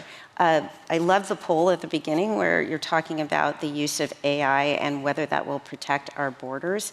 You know, AI, and I agree with what Florian said, I think our investor community realizes that AI will be the future, but it's only going to be as good as what we put into it. So I was using this analogy earlier this morning, but if you just think of it like an ingredient in a cake. If you have, instead of water, pickle juice, and you put that in, you're going to have a very different tasting cake than you imagine. And we've got the exact same thing going on with AI. So it will be just as good as we make it and as we invest in our companies. And Florian, I mean, I'm an old Russia watcher, and for me, the phrase dual-use technology is just associated with sanctions, because that's what the U.S. and Europe often target, dual-use technologies and cutting off imports to Russia. But more broadly, I mean, how do you regulate dual-use technologies, and how do you think the European regulations are going to help or hinder defense startups? I think at the moment they actually hinder us because the dual-use law that was passed by the EU in, I think it was in 1999, there's certain thresholds on like how far can a drone go or how fast can it fly.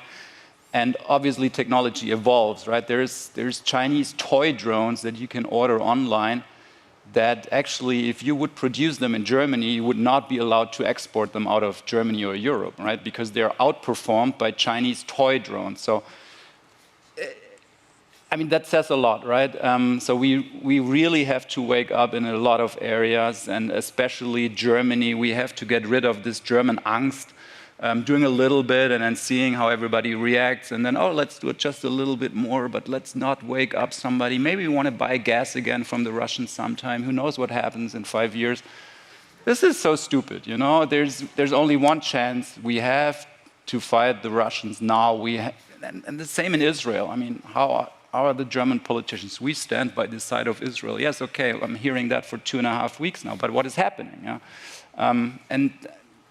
But I think startups are good for this, because startups they're pushing forward. We are fighting the corporate culture of doing things, and we just do things, and we break things, and we iterate fast. And a little bit startup culture in politics, I think, would do good. Well, Dominique has written a lot about the kind of intersection between tech and regulation in the past, and she has a new book coming out, I think, in December on the subject. So what do you think governments need to focus on to ensure innovation without sacrificing safety? Well, governments need to focus on the same thing that companies need to focus, which is the information that we've gathered from large language model experts, for example, in AI, and the guidance that they've provided in terms of how to make AI amazing, do exactly what we expect it to do.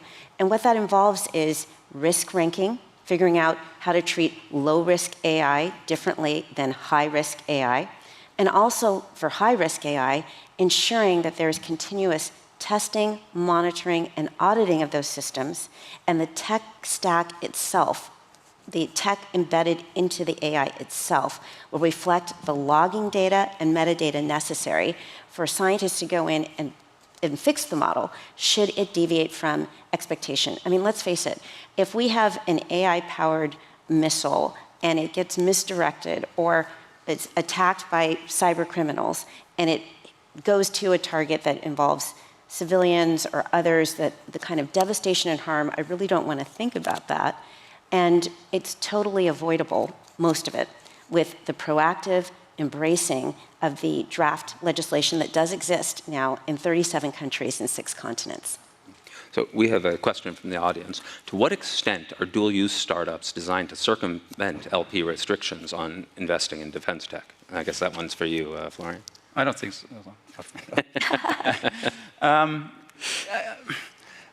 Very good question. So when I talk to my investors and their LPs, so we cannot build weapons, we as Quantum, and we're not going to, because our investors are limited by their LPs to do so. So we're in dual use, we do reconnaissance, intelligence, and surveillance.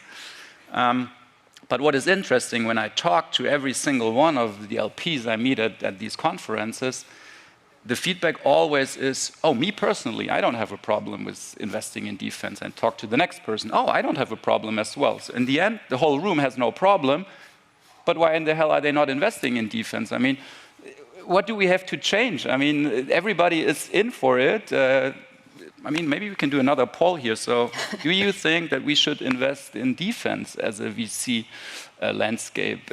I think so, yes, because there's big corporates that cost a lot of money. They're very slow. We have these cost-plus contracts. It's ridiculous. The government orders, whatever, a new fighter jet, and they get it in 20 years. And if it gets delayed by 10 years, well, then we'll just pay for 10 more years because the industry doesn't care. We get paid for 10 more years, and we get our margin added on top of that. So we get 10 more years of margin on top of that. So there's no... They're not incentivized to be fast, to produce something new off the shelf. It's a system that is wrong here. Yeah? As a relatively new arrival in Germany, I was kind of shocked to find out that they still use the fax. So, but I mean, do you think there is some drive within the government to adopt more innovative and less burdensome regulations?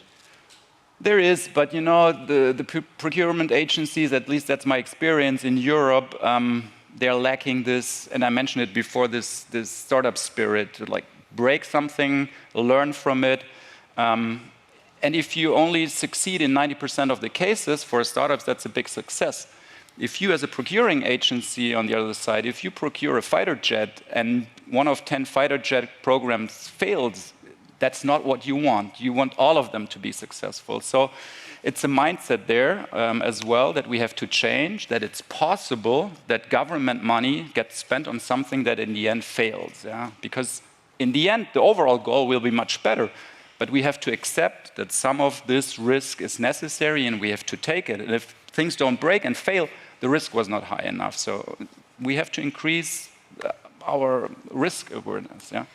But I will say, jumping in and actually adopting proactively some of the legislative, for example, in the US, we have the White House AI Bill of Rights, which outlines ways in which governments and companies can adopt proactive measures to reduce risk and heighten and leverage the possibility for AI to be amazing.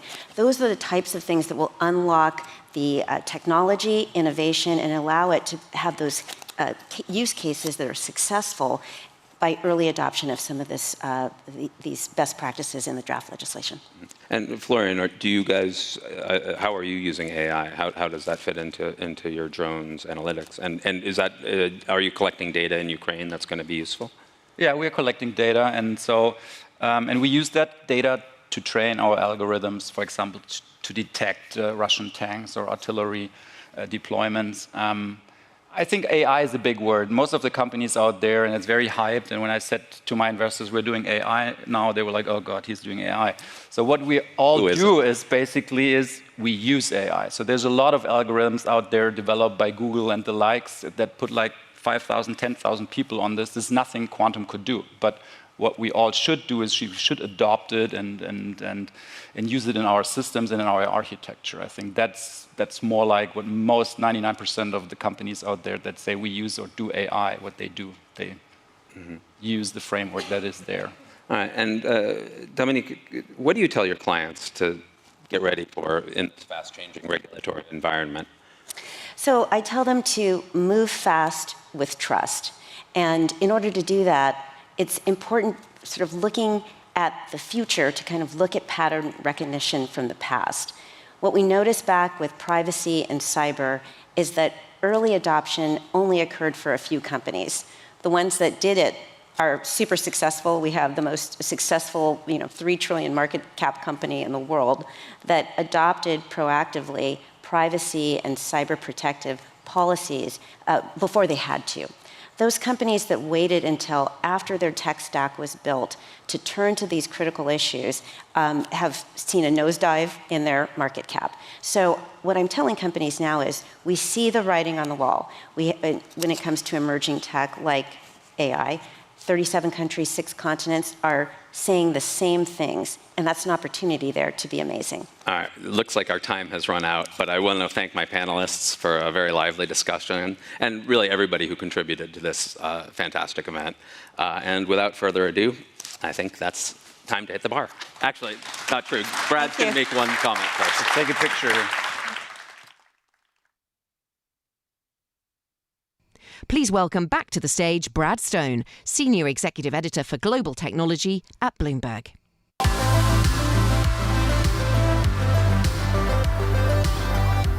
That is our program. I want to thank all our speakers, our moderators, of course, you, the audience. A huge thanks to our presenting sponsors today, EY and Google Chrome Enterprise. Please join us at the networking reception downstairs. The bar is open.